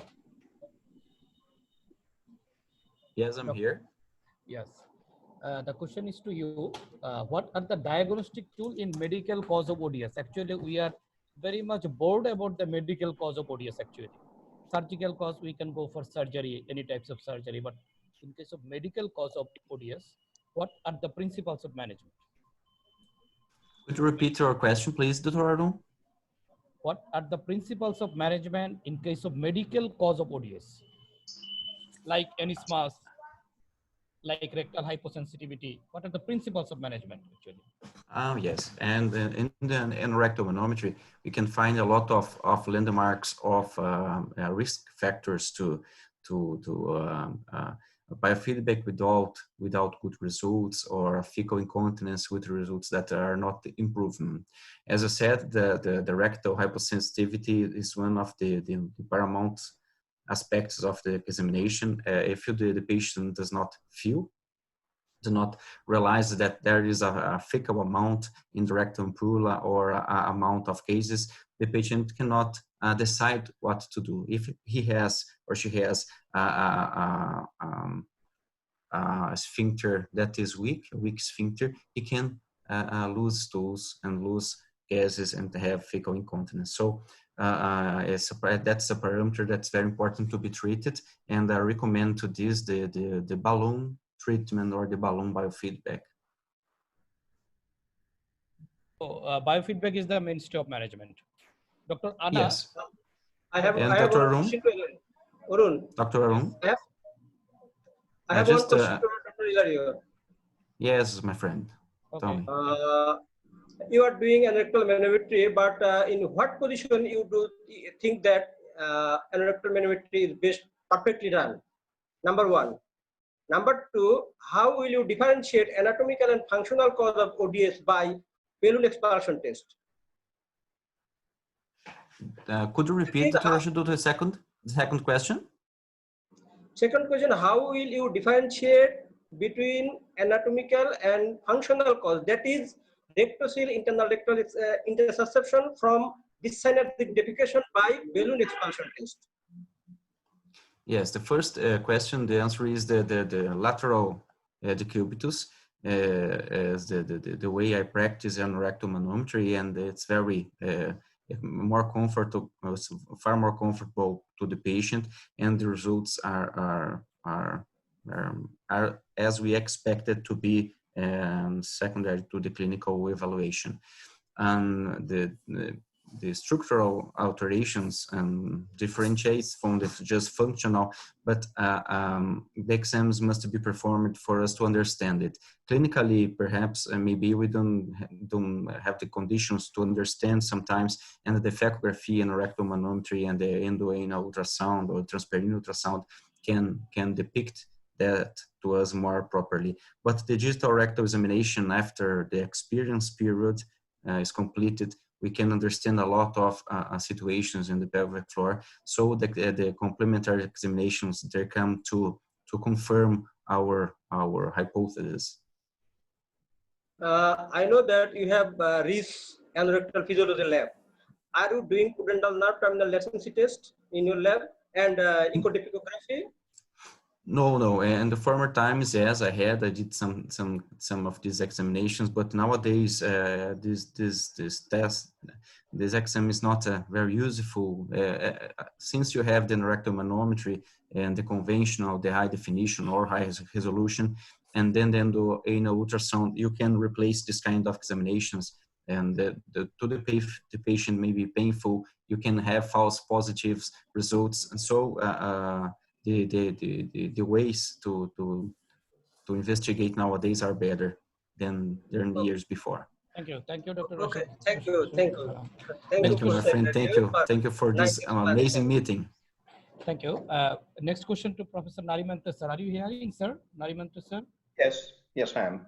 Sir, you have two questions, sir. What is your personal experience in recurrence rate of DLOMs?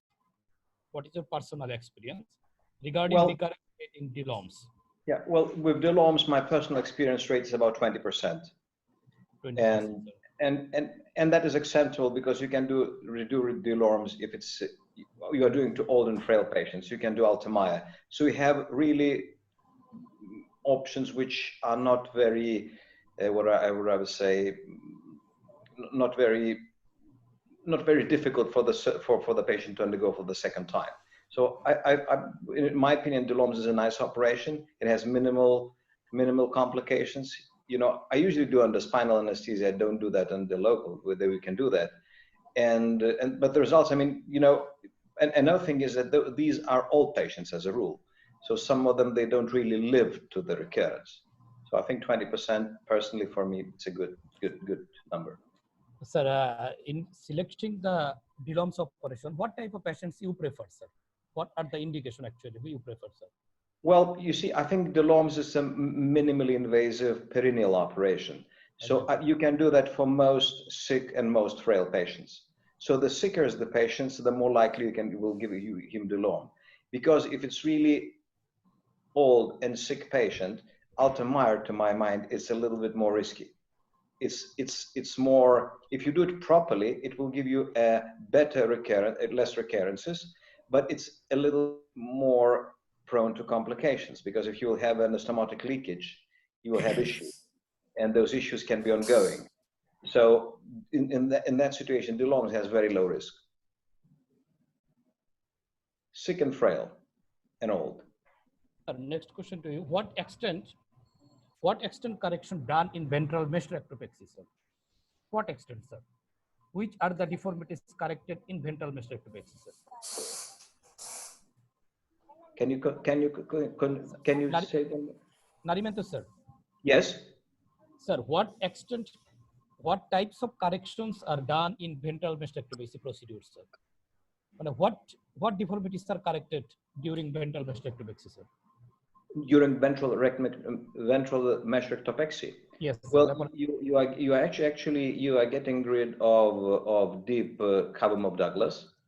You are actually fixing the rectum, because you are fixing the rectum into its position, and you're fixing the mesh to the rectum and to the sacrum if you use a mesh.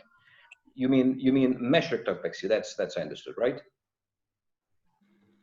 Yeah. Yes, sir. That was the question, sir. So you are correcting the prolapse. If you are not doing resection, you do nothing with constipation. And we know if you are correcting the prolapse, those who are incontinent, those patients do improve by doing nothing, simply by correcting the prolapse. So if you do a mesh rectopexy, you get rid of the prolapse. If patient is incontinent, you get him better. If patient is constipated, nothing changes if you don't do a resection of a redundant sigmoid colon. And yeah, that's about it. Thank you, sir. Sir, Professor Mustafizur Rahman, sir, are you here, sir? Professor Mustafizur Rahman, sir. Sir, can you add something, sir? Can you add something regarding, sir, ventral mesh rectopexy, sir? I have because I am general surgeon, so I just observe. I am not practicing the ventral rectopexy usually, but I observe this. So that is your question. Sir, comment করতে বলো না, কিছু comment করতে।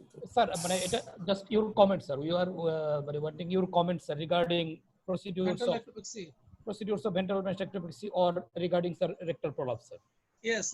I have observed so many operations done by general surgeon as well as by colorectal surgeon. I think it is a good operation, but proper training, also proper identification of the anatomy is very important to get the good outcome of this operation.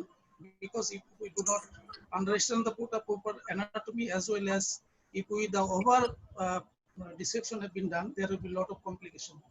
So proper anatomy as well as the proper dissection is very important for good outcome. I think this is the gold standard treatment of rectal prolapse, ventral mesh rectopexy. Thank you. So, thank you, sir. Thank you, sir. Sir, next question regarding rectal prolapse, sir. What procedure we will select for moderate rectocele only and along with intersusception?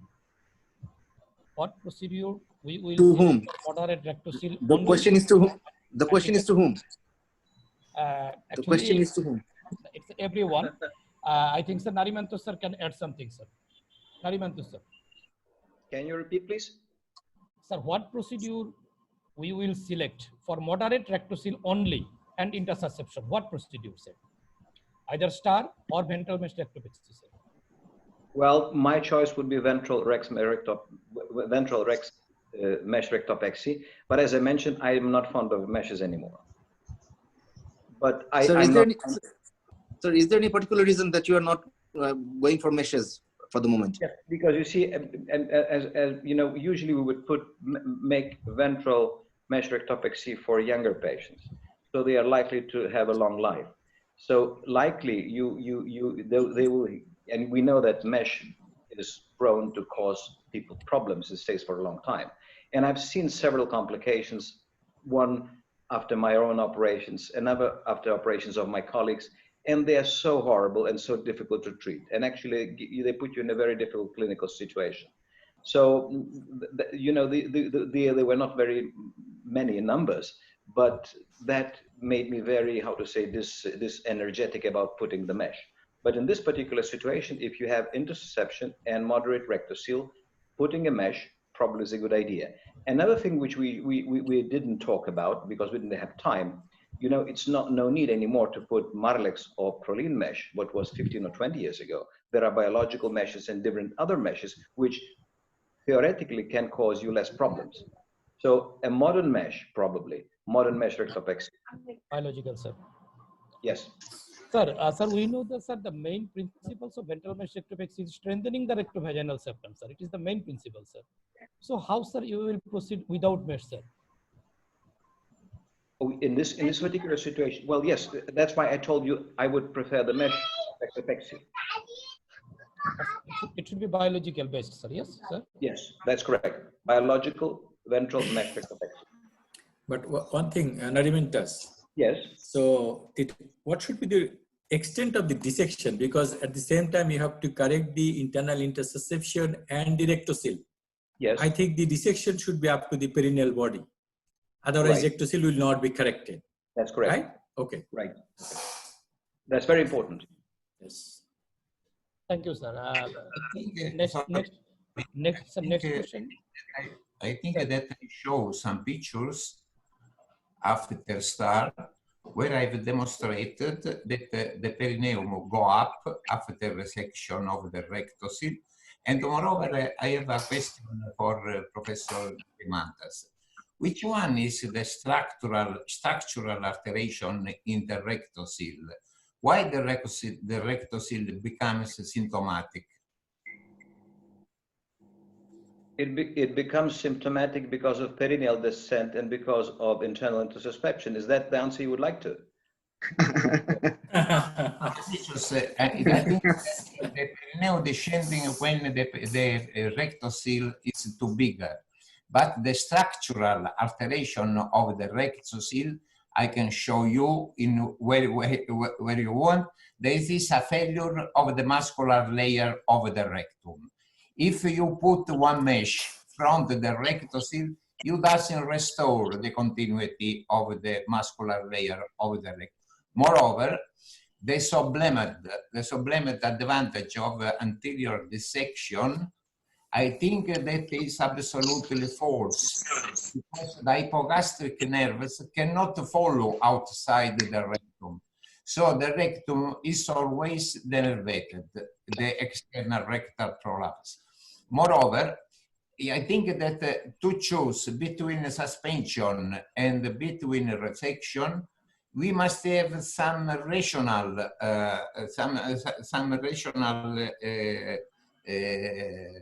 basis. And in my opinion, we must remind that the rectum and the colon have an autonomous system of contraction. Is Meissner plexus and Auerbach plexus. So the main, in my opinion, the main preoperative evaluation to address the patients for resection or suspension is to evaluate if they have integrity of the muscular layer, and then if the rectum have integrity of the muscular layer, have a good compliance. Otherwise, not. In which way we suspend anteriorly, posteriorly, doesn't work, never work. We have overflow incontinence many times when we suspend this kind of rectum with any kind of technique. Perhaps more with the ventral rectopexy, because you doesn't correct the posterior prolapse, you close the Douglas, and then the patients have an ineffective straining. And this causes an overflow incontinence often. I would like if somebody who like the ventral rectopexy can show the pre and the post-operative defecography of these patients. I never see defecography. I read a lot of study in ventral rectopexy, but nobody report results comparing pre and post-operative defecography of these patients. Yes, but again, just to add that, I think if you go dissection, when you go down to the perineal body, when you do ventral mesh rectopexy, you have to go only anterior dissection, not go to the sides. Then you have a better compliance of rectum postoperatively, because you are not actually denervated. You are only trying to go into the layer where you have a problem, where you have a rectocele. Yes, sure. I'm agree with you. And then prolapse denervation could be sufficient. But the only one indication for the internal rectal prolapse is the constipation, I think, the main indication. So, because the constipation is due to the rectocele many times because the rectum lose the compliance, and lose the compliance because of a failure of the muscular layer. If you doesn't resect this rectocele, restoring the continuity of the muscular layer, in my opinion, you doesn't have good results. In fact, in the ventral rectopexy are reported results about the correction of the constipation with an unbelievable large range, from 3 to 90%. The correction. That's a little bit strange, Salamvich. I agree. Thank you, sir. Thank you, sir. Both of us, sir. Thank you. It's one basic question to Dr. Anna. To you. I'm so sorry, but it's very interesting. I thank you for the invitation. It was really nice to be here with all of you. But unfortunately, I have to leave. So I would like to say goodbye to everyone. And it's going to be very nice if we can do another webinar in the future. Thank you so much. Dr. Lucia, can I tell a word to you, please? Because I don't, this is my first time. I'm not very fast. I just want to say that I had the honor to meet Dr. Lucia work for the first time at the Spring Colorectal meeting organized by Dr. Costa Pereira in Portugal. And I thought you were amazing. And as I said in my presentation, and please don't get me wrong, you can do research on what you don't know. Therefore, it is the responsibility of the physiotherapists to establish dialogues so that together we can do new research and provide better solutions for our patients. So thank you very much. I really appreciate your work, and I want to read your book because it's very useful to all the physiotherapists. One of your books. So congratulations on your fantastic presentation and research. Thank you very much. Thank you very much. I also enjoy a lot. Dr. Anna, there is a question to you. Yes. What is the basic difference between the two terms? One is biofeedback and another is pelvic floor muscle retraining. What are the basic difference? Biofeedback. Well, for me, when you talk about pelvic floor muscle training, I think there are different concepts, even between physiotherapists. For me, pelvic floor muscle training, it's like more or less like Kegel exercises. It's to strengthen pelvic floor muscle training. With manual therapy, just to give you a little bit approach, with manual therapy, we work structures, we work internally, and we try to stretch and to bet as I said, the performance of the pelvic floor. If you put just a biofeedback probe, of course, it will work a little bit, but I used to say it's like an elbow doing flexion. If you do a range of movement between 90 and the final landing of flexion, you are not a lot stretching all your arm. You need to give a wide range of movement of the pelvic floor. And the biofeedback, I think, doesn't do that. But if you train with your hands first and then you put biofeedback, it's really, really interesting. Of course, I use it with my patients. And so for me, pelvic floor muscle training is different from manual therapy. And we do internal and external techniques. And after the patient had that perception, it's easier to work. Of course, as physical therapists, we can't work all the patients, but we have very good results. So pelvic floor muscle therapy, pelvic floor muscle training, it's more like strengthening, you know. Okay, pelvic floor muscle training, contract, relax. But first, sometimes it's really hard to activate the pelvic floor for the first time. Some patients doesn't know how to contract. They push, it's a word when you it's not squeeze, straining. They push, they strain the pelvic floor, not contract. And you have to explain that balance between contracting and relaxing, and get a full range of movement. Thank you, Anna. I think we have taken a lot of time in difficult topics, basically. So we are at the tail of the question answering session. The last question to the Professor Joachim Manuel. Before that, I want to put some valuable comment from Shardar and Naim sir. Are you here, sir?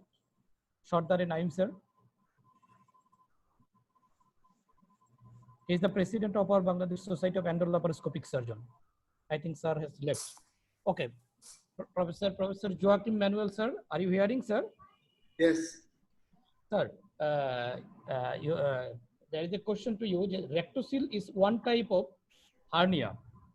Rectocele is one type of hernia, so it should be treated by a mesh or by repair. What is your comment, sir? Okay.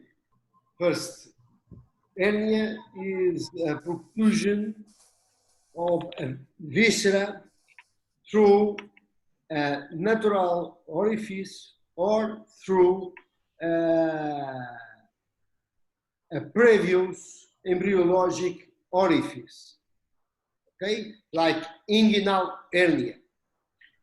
Rectocele is not, in our concept, is not an hernia.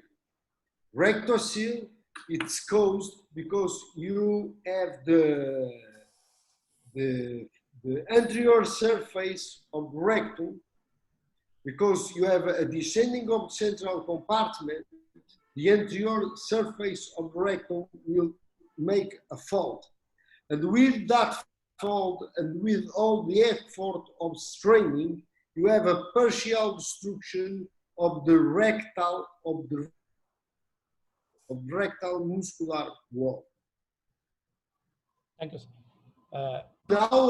In our meaning, the first step is just to the central compartment in correct position. And after that, you can just to try to reinforce the space just in between the vagina and the rectum.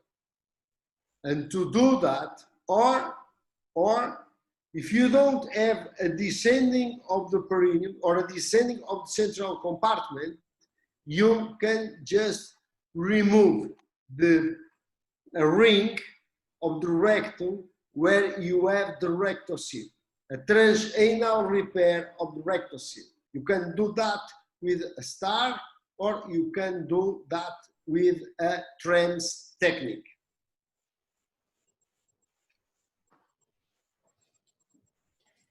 Thank you, sir. Thank you, sir. Thank you all. Was it clear?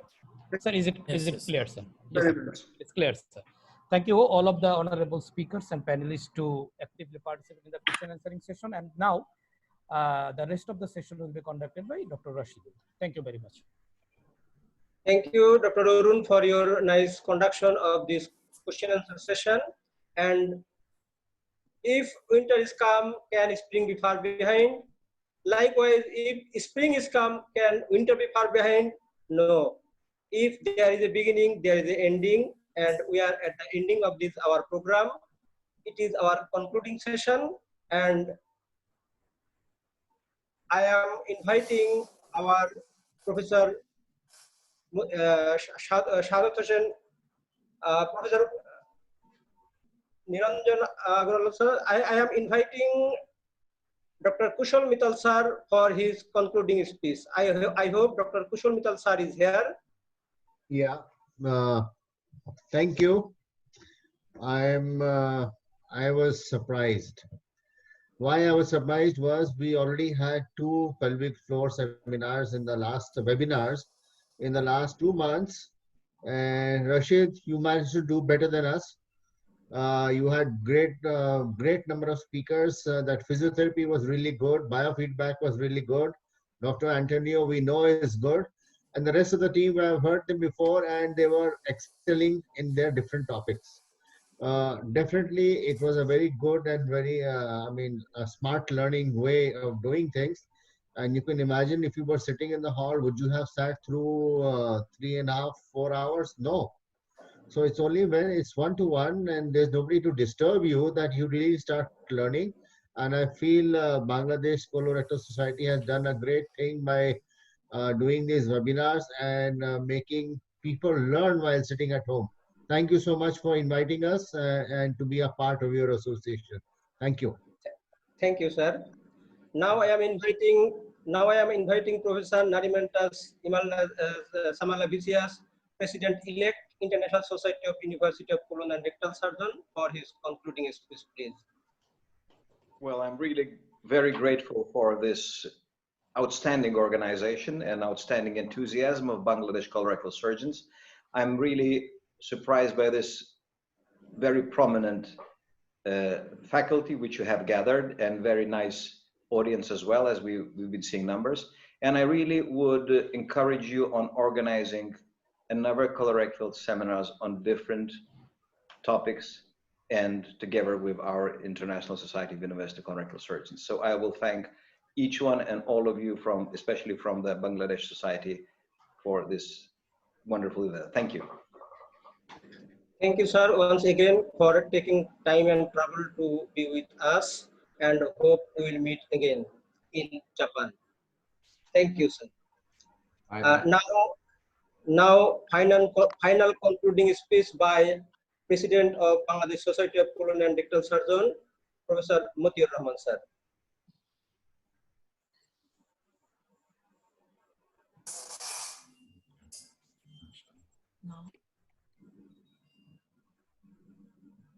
Professor Mutiur Rahman, sir, President, Bangladesh Society of Colon and Rectal Surgeon, for his concluding speech.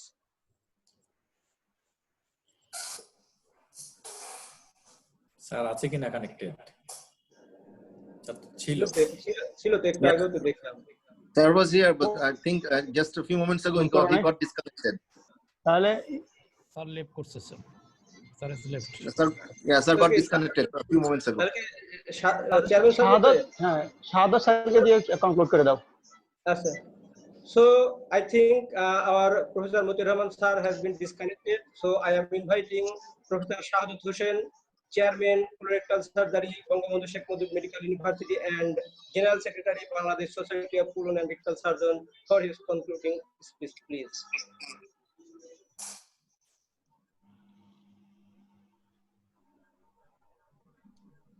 He is connected with us. Sir, Sir is connected. No, I cannot see, sir. I think sir is also disconnected, sir. So if he is disconnected, Sheikh sir ke deshesh koro. So Professor Shahadat Hussain, Sheikh sir, please your concluding speech. Okay. So in absence of President and Secretary, there's nothing to do. So thank you very much thank you to the organizer, and in absence of Chairman, I am on behalf of this Colorectal Society.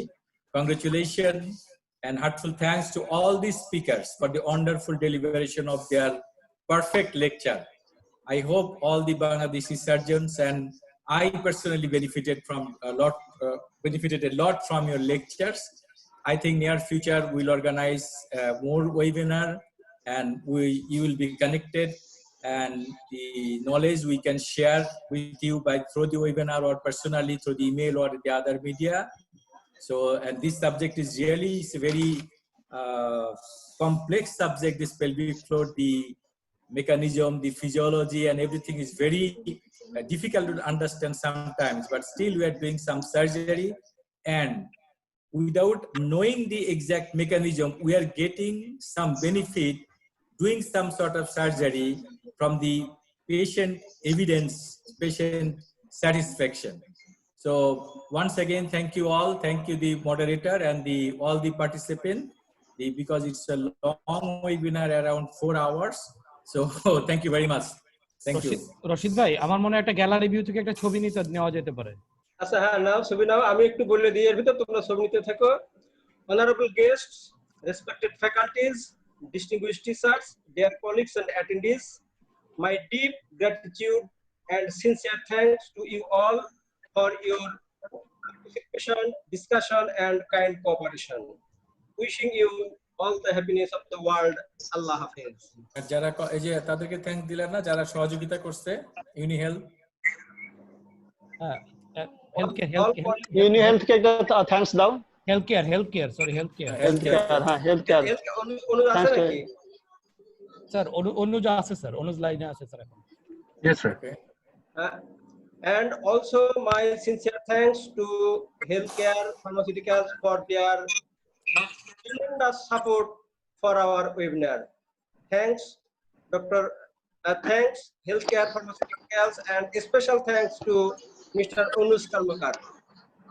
Thank you all. Okay, thank you. Thanks a lot, sir.